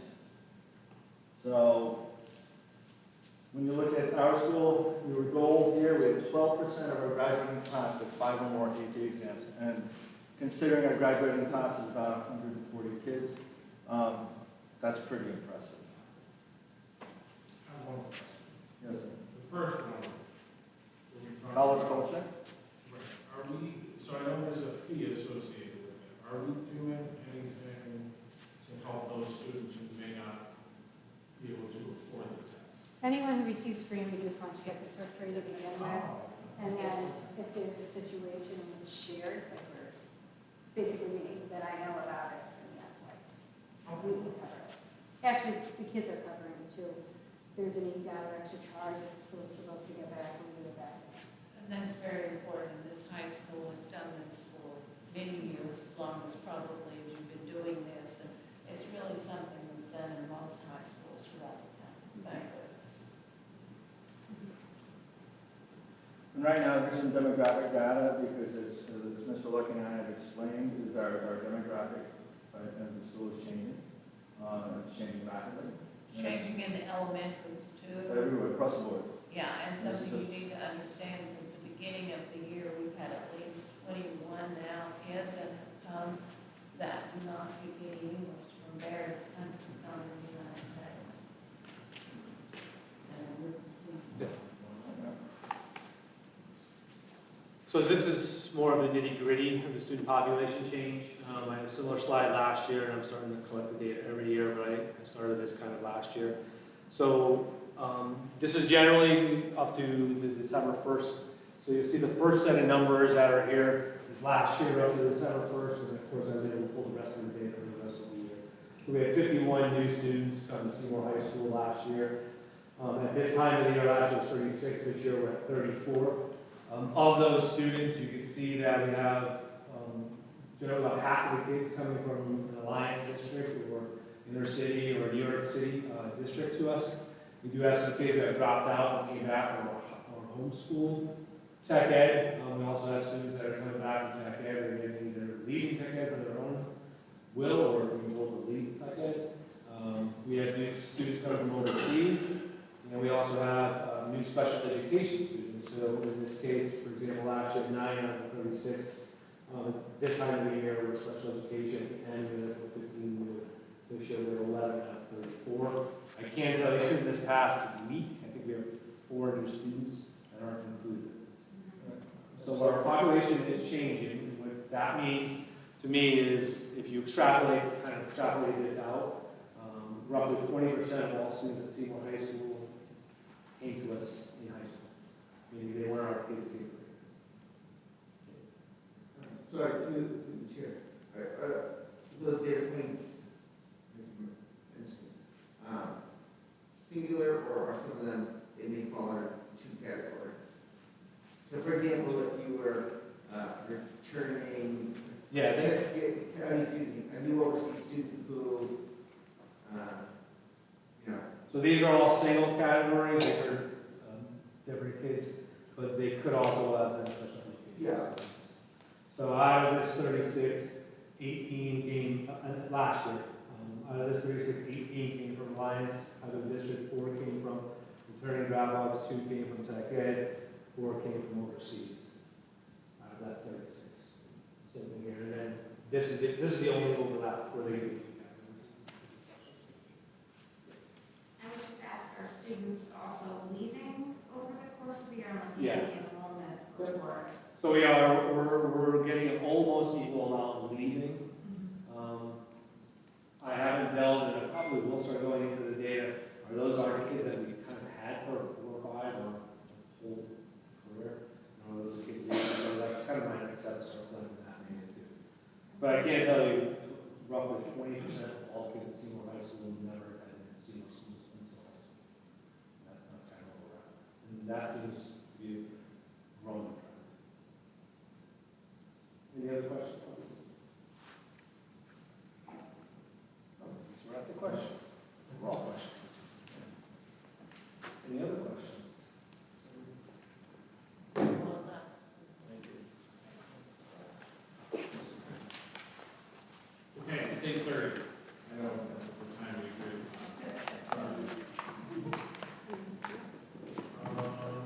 Thanks, Stephen. Thanks, Jimmy. 7B is the calendar of 2020. May I make corrections in regards to the Thursdays, make it consistent, that's a suggestion for Jay.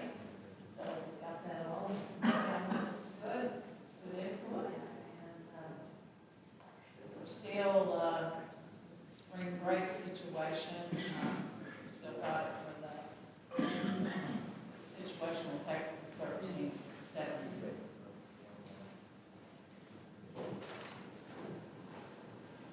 So is that where, I know you said you were going to have a conversation with the other superintendents, is that where we are from a Valley perspective? That's presently where Shelton is, but we've got, I still haven't heard from some of the others.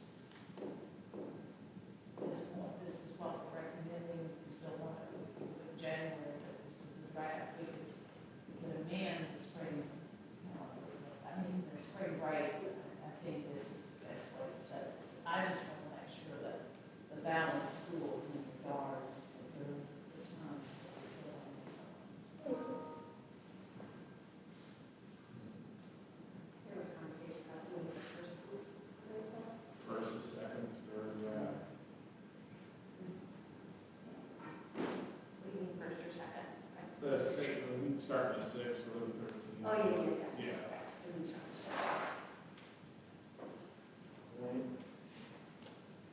I mean, I would hate for us to approve it, and print it, and you take it as gospel, and be like, wait a minute, no, we have, you guys said, so are you? Wait, January the 9th is what we can do, because we have everything else working out, it's just that spring break. So what we can do is just go ahead and bring it back, just to finalize the spring break, because we have all the other PE dates for all my persons. Everything else looks very good. Shannon did a nice job of putting the calendar, and like I said, Terry had a good point about the continuity of the consistency of the days. And if we could just get this spring break, do you know when you're taking? No. Yeah, so if we could bring this back, and definitely have an answer from each of these superintendents. Because we'd like for the majority of the Valley kids to have the same spring break. But Easter again, do you know when the Fairfield is? So, I mean, just the whole spring break situation, it's better with neighboring districts, and you sometimes teach in other districts, and kids, in sync as much as possible. So I'll send a group email out to them again, and let's just bring this back and do the spring break. Okay? We can put that draft and just say, The chair for me, I'm also curious, are there any districts that are given like that Monday and half Tuesday off in 2025? Like even now, we're coming back for a day, 2 days, after Christmas here. I wonder if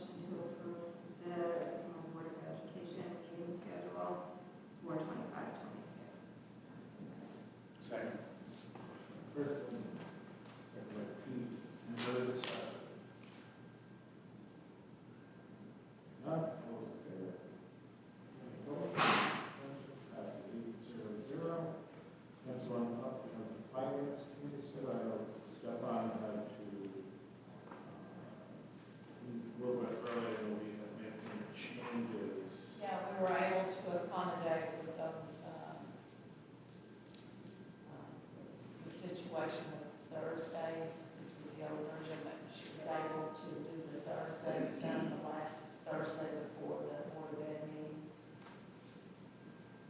I think that schedule will work. I'll check with you and Lori. I think that's all at 5:30. So it's just you and I guess I'll move to accept the filings. Yeah, and I think, Stefan was pleased with it, to be able to work out those. Motion by me. Second by you. Any further discussion? All in favor? Opposed? Abstentions? Passes 7-0. Maybe you try to get them to work and move in their meeting time if they do. Item E, the long-range educational plan. Yeah, we're still in discussion on this. We're not going to talk about anything tonight. We're going to take this back to each of the committees as well. Because you talked about, just looking at this, having input, but this is nothing more than a draft outline to help lead into strategic planning, which we're starting in January, vision of graduate and all of that. So this was something too that I had to put together for the Bundy project as well. Basically what our goals were, that was another reason for this framework. So, and then we also finalized specific to Bundy. And I worked with Mrs. Reed, and she did a nice scientific paragraph, and so the architects have worked with that. But that's what this is. Jay had to let us have input. Dr. Thompson, we could look at this and really look at it and basically see where we're at and what our goals are and some of the supporting stuff that I put in here. This also will feed in support back in 2017-18 for a strategic plan. Kristen Harlan was a member of that. I recommended that Kristen be on this again. Definitely one of the board members is crucial with those three goals and looking at what are our future goals and how the vision of a graduate, we're not going to get into that tonight. We were going to schedule an ad hoc meeting, committee meeting to talk about that. And what we have in front of you is nothing more than just a blueprint to start. Our curriculum committee started to look at this, looking at the competencies, looking at the attributes of just where we're going with this. And the ad hoc committee from last year's done a really good job on this. We're bringing everybody together. Stakeholder representation is at every school, with parents, with faculty, we'll have representatives representing all. And our vision, I would like to see then is you have a vision of graduate and how this is embedded. Curriculum committee had a really good discussion. I thought it went extremely well. Kristen and Jim and also Pete in regards about how this is truly going to be embedded and to even talk about capstone projects and how with the elementary grade levels and how this is to be embedded in their entire, all of our special curriculum. It's what drives us instruction. So in regards to that, so this is just, again, just talking about where we are. You as a board need to think about which board members would want to be on which parts, whether it's finance, whether it's school culture and climate, whether it's curriculum instruction, and looking at these goal areas for strategic planning. Be thinking about it. We're ready to start meeting them and move forward. But this was a good, really a good blueprint. I have to give you Sponheim credit for some of this work. Gilbert has also joined Paul Lucky in regards with the ad hoc committee that got started. But actually with the New England accreditation, this has to be published. This is going to be a part of how it's embedded into our high school. So it really starts basically with the little ones starting in preschool. So we got a lot of work to do, but a lot of this stuff, good framework. I thought our graphics turned out pretty well. Any comments or questions?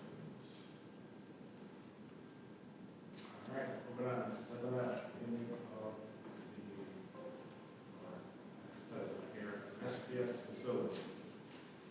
So, everybody probably received that email about the cleaning of the high school gym. I don't know if we want to. It's not the gym, it's the court. The court.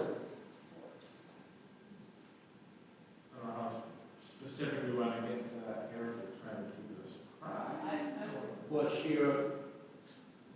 she knows. Oh. I found it out today. I'd like to make a motion to name the Seymour High School gymnasium court Gymnasium. in honor of Mrs. Kathy Federer, Fed's court.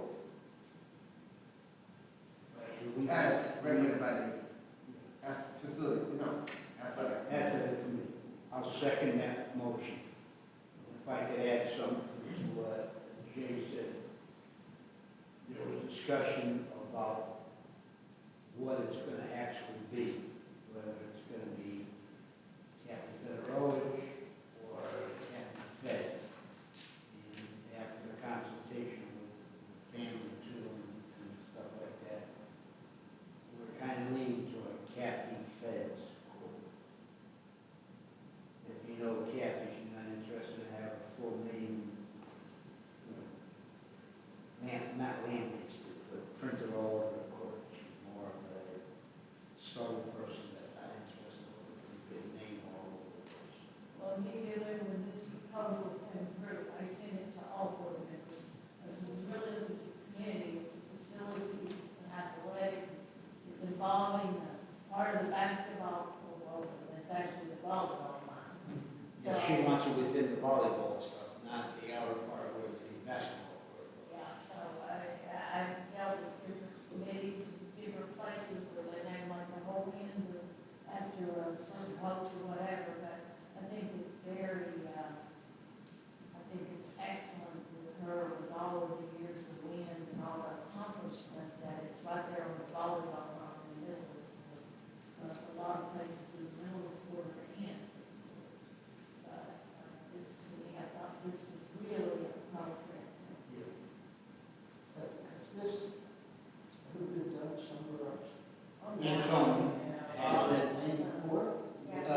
Waterbury, for example, Wilby High School, for example, the gymnasium is named after one former coach, and the floor is named after another coach, so you differentiated between the gymnasium. So there are two names that are in that structure? Well, I don't know exactly, I forget exactly where Wilby is, where they have it. But one another example, Jim, is in Ansonia. My former mentor, the court is named after him. But if you come into Ansonia High School gym, through the way normal people come in, you don't see it. It's on the main entrance. As you enter the main entrance, it's on the wall in the main corridor opposite where the auditorium. On one side it has the auditorium named after the former principal, superintendent. And on this side they have the Tom McQueen's court over there, but if you come in, it's not on the court. So we're doing it, in my opinion, the correct way, is we're gonna put it on the court. So people can see it when the volleyball comes. That's what you want. All of my experiences were to actually name the actual courts right Right. there. Right. And when we did this actually in New Jersey, and it was named after a basketball coach, Whitehead, and that's his name, amazing. But, you know, I came from a former state, used to be in basketball, so it really. Used to be? Yeah, No, used to be. not used to So be. anyhow, it's a very good way to really name it. It's a win-win, same thing, like even football. And then many times, right, and many times then you have like the gymnasium is named after somebody else, and that's how it was when I was in New Jersey. It was named after a board member, actually, the gym was named after. But the basketball court was named after. Yeah. I think this is a good way. And if I could share something with you even more, growing up in Ansonia, used to be Nolan Field. It's not Nolan Field, it's known athletic complex. The baseball field is named after Pop Shorter. The football field is named the Jarvis Stadium after the football coach. The practice field is named after Jack Hunt. And then the softball field is up there named after an umpire that's got like, and the lily field, which is close there, named after another person. So you got names everywhere. But the paper keeps saying no one's here.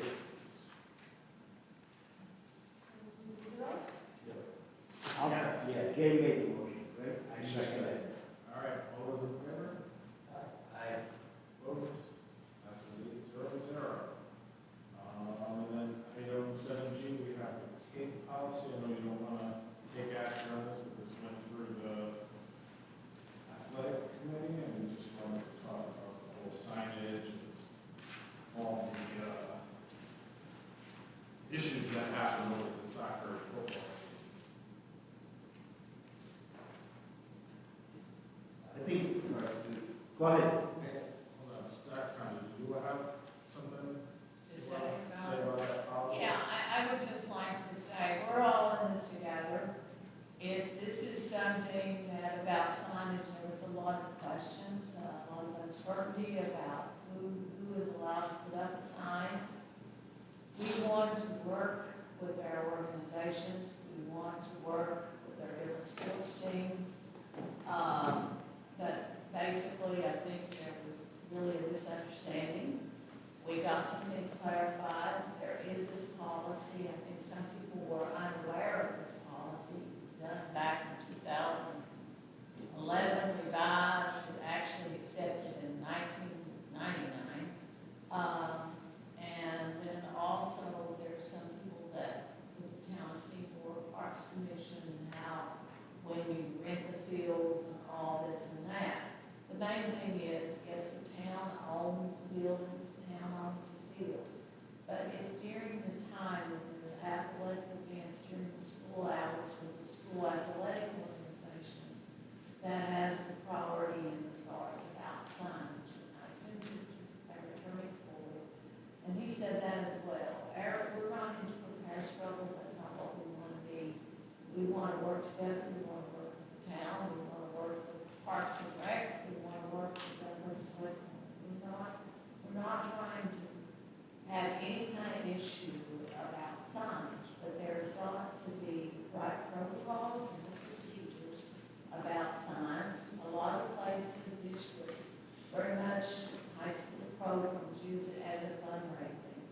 And we're losing lots of money now that we're selling sponsorships, and it's something I think the board now is open to and willing to do. And it's something that needs to be done for a lot of it to go on hanging for the parts of the turf field and the track. The town is to do their part of obligation, and the boards to do their obligation. But I'm telling you, there's lots of money from at least $50,000 that could be raised just with these signage and donations. I don't want to get into this during this meeting. I think it needs to be worked out. We need to sit down at the table. We need to work with our first selectwoman, get her input in regards, because I think some of the parents just didn't understand how signage worked. And I know Spoonie Sponheimer, he did come to that athletic committee, and he talked about parks and town and all of this and that. Everybody just wants to work together, to do what's best. Whoever gets the money from the signage, let's get it worked out. We want to do what our first select woman wants, what the board wants, and come together to promote this and how we can make money to help with the track and the field costs. Because a lot of places put the money back on moving places. And I think you had that idea several years ago. I know Paul Lucky has talked about this ever since I've been here. I did it in other school districts where the athletic program and all of that. And there's a lot of surrounding school districts that does this. The beauty is if you could ever have electronic sign, a lot of places it is witnessed, a lot of nearby places I've seen it, where they have electronic signs at some college and university level. You flash it up, who was donating.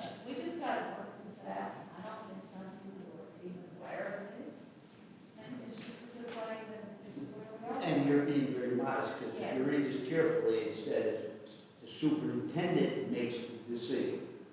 And it also says at his or her option, the superintendent may refer cases to the Board of Education. So technically, Dr. Compton could have said, I'll make the decisions, the heck with all of us. That's what the policy says. Well, you wouldn't have something Kentucky Fried Chicken. Sorry, sorry. Wildcats, no. But I just think this is something we've got to sit down and work with, because there's a lot of questions out there with our great Pop Warner teams and with our Wildcat booster. They all want to know, what can we do, what can we not do? There's nothing wrong with hanging signs to just to thank people in regards, the football organization is able to get donations. And 5 or 6 certain individuals or companies donating.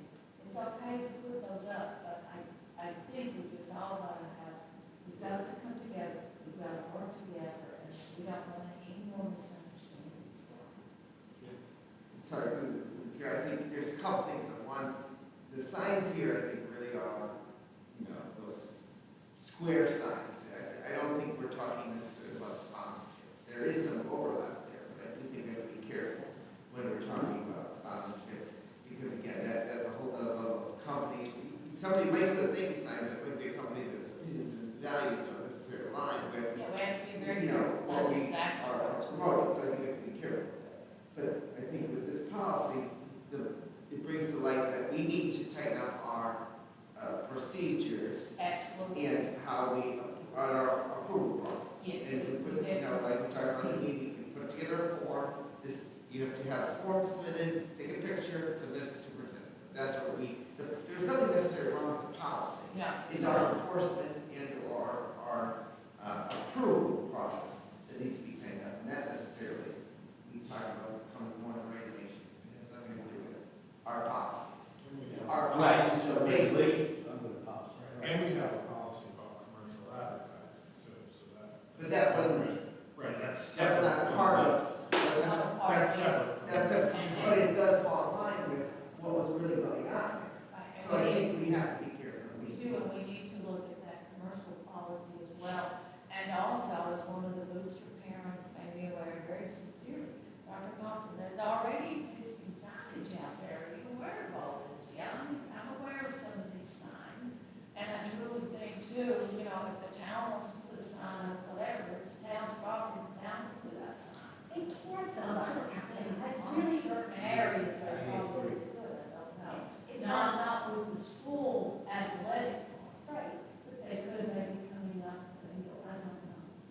I'm not sure about that either, because 10 years at least before, when we renovated the softball field, there was a question about the scoreboard and who was going to donate the scoreboard, electronic scoreboard that's there, and having a big name about it. It had something to do with and when I think about it, it had to do with National Guard. Now, to me, the National Guard is an important part of our country, and we're not going to allow them to put their names that they donated to the scoreboard on the softball field.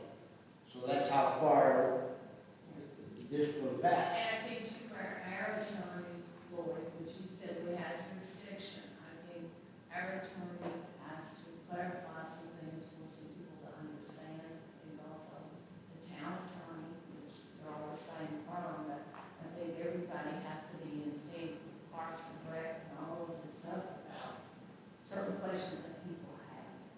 Can I ask you a question? You mentioned an electronic sign, and the only thing that I can think of with an electric sign is that they can be programmed to produce anything on the screen. That's right. So why could not all of these people who want recognition be flashed across an electronic screen? We don't We have, don't have regular, we don't have regular places. they were about 50 grand. Yeah, that's price. Well, That's the starting price. would we try to solicit donations to that end? See, but who's we though? That's another, that's that's another issue. Is it on behalf of the board or one of the independent groups? It's a very touchy, there's a lot of dynamics. There's a lot of That's like, why we're going to get all of this See, Jim, at Newtown High School, where our girls played the volleyball tournament, I happened to be there, and they had an electronic scoreboard that was going on continuously during the game, advertising different, yeah. Well, it was even bigger where they had, decent signage advertising different companies going across during the game. So obviously, Newtown High School is benefiting Yes. from that. Well, we don't know that, that's what my question is, right? We don't know who benefited, because in the You science think here, it was the Booster Club that benefited. The Booster Club got the donation, the Booster Club made signs and show gratitude. For what thing? Football.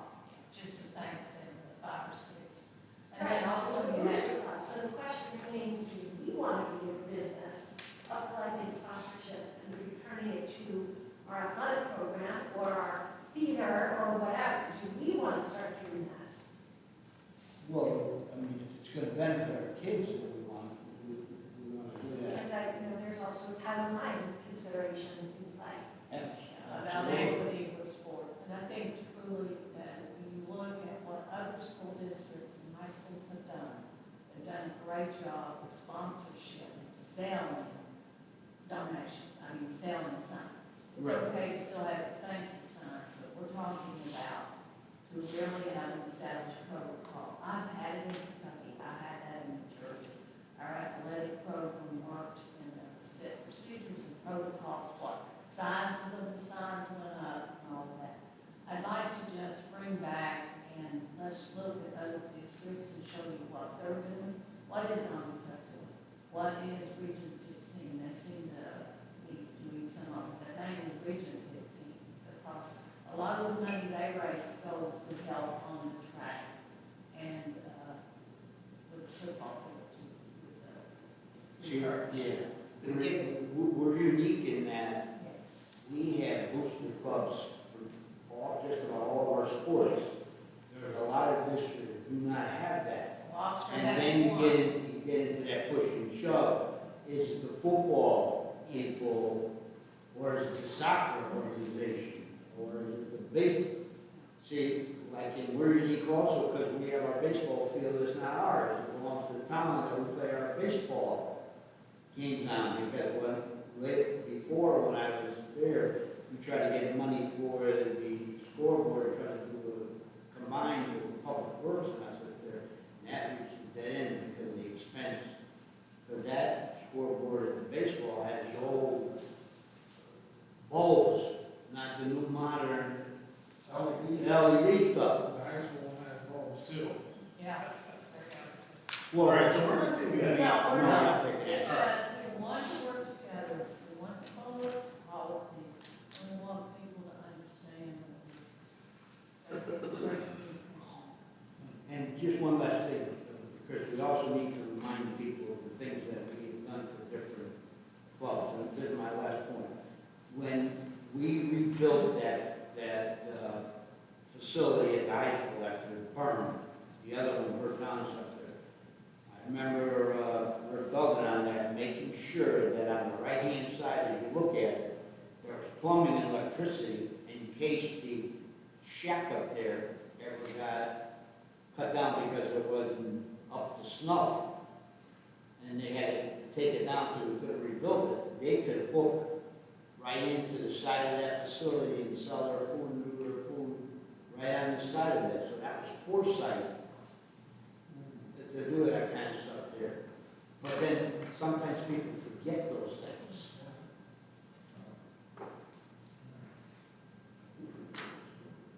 Huh? I forget too. I'd like to make one to add to the agenda. CC. What?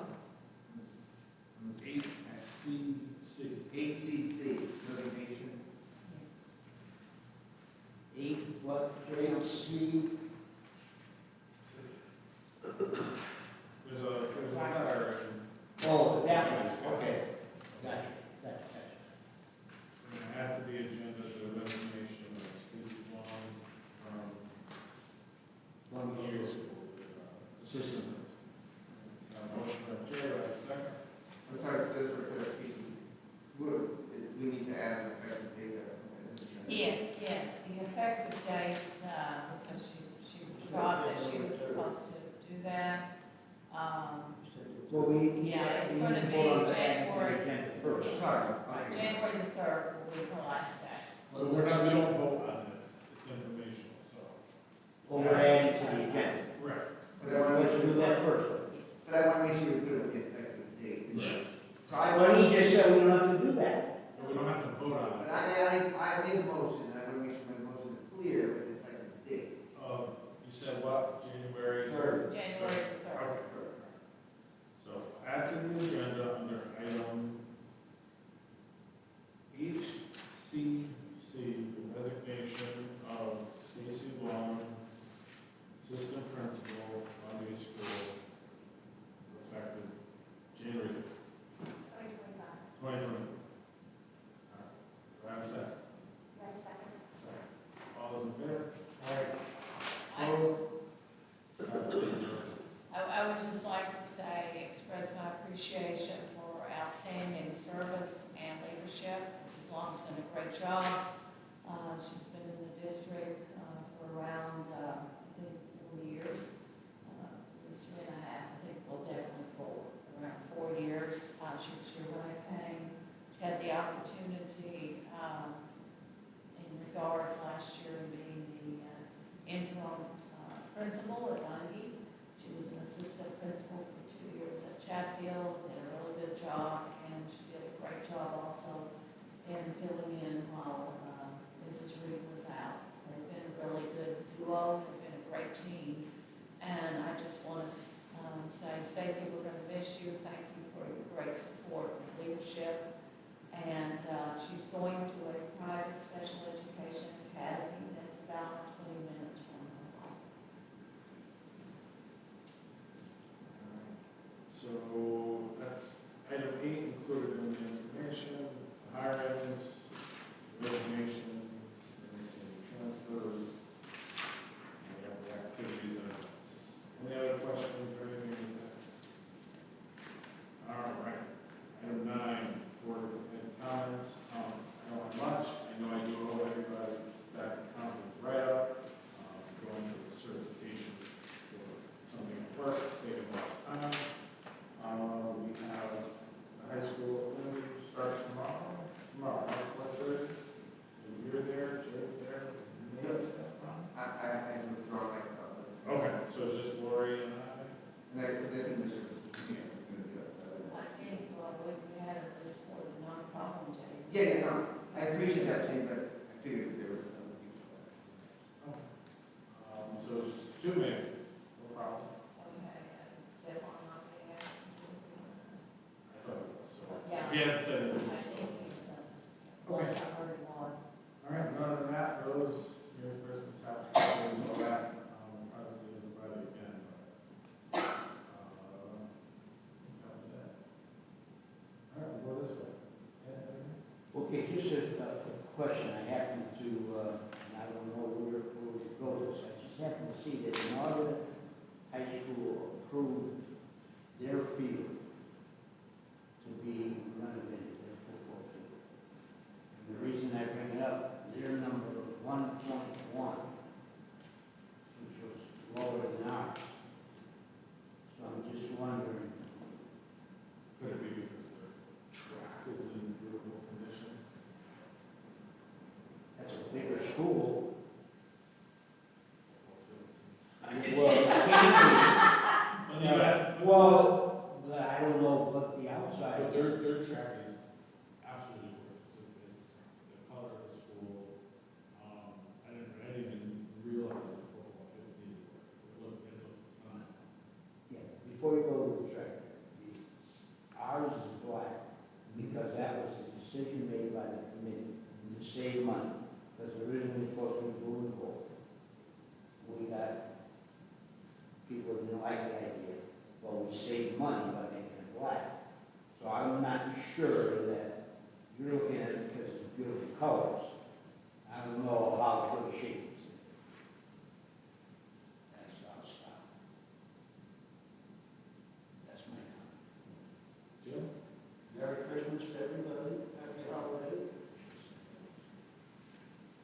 I'll be happy holidays if you'll get together next week. The only comment I wanted to say was when we do start looking at the budget for next year, about 2 months ago with the facilities committee, I had requested that there be a real 5-year long-range plan. So I just wanted to make sure that that was still on people's radar, not many people here, so that we have that and we can look at that in conjunction with the budget. And there was also an associated request to understand how other school districts around us handle the maintenance of the facilities when it comes to larger ticket items like renovating bathrooms and things like that. So.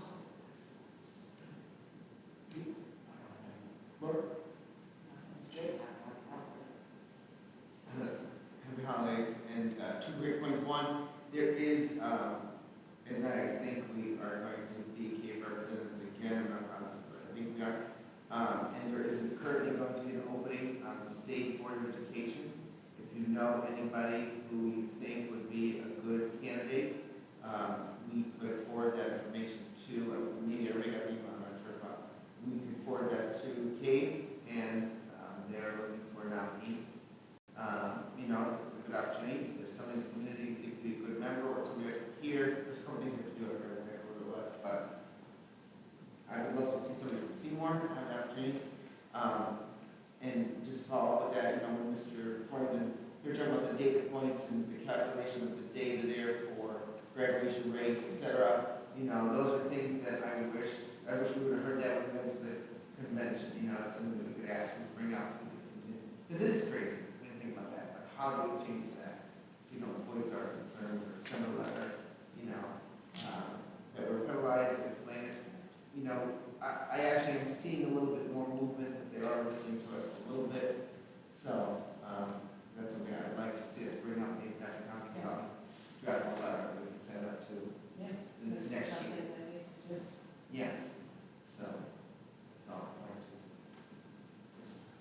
All right, I'm going to stick with the holiday theme. I was able to attend the Christmas parade downtown, as well as Santa coming in off the train this weekend. And there were many school organizations and school groups that participated in the parade. The cheerleaders were there as part of the Santa thing. So I was proud to see how the school and the community worked together and how well our students and staff did the parade. There was a lot. Yeah. I didn't want to list them because I would forget somebody.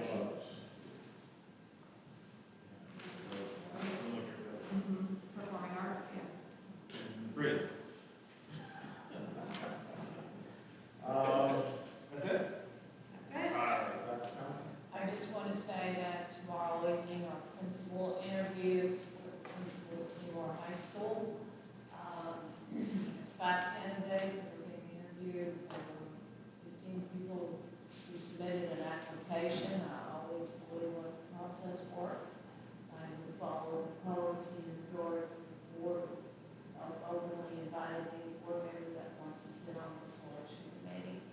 I'd like for you to look at your calendars. It'd be nice if we could get at least 5 people together or whatever next Monday, the 16th. We could just have a meeting to name the principals, so something to consider. Check your calendars for next Monday.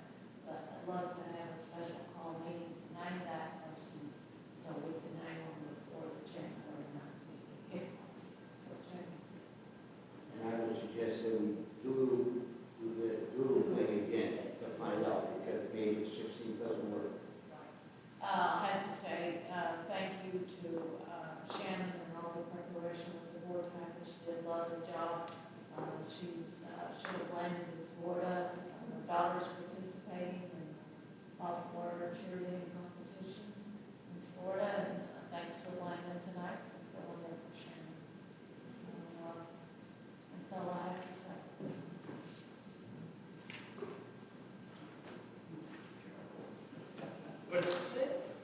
I'll make a motion to adjourn.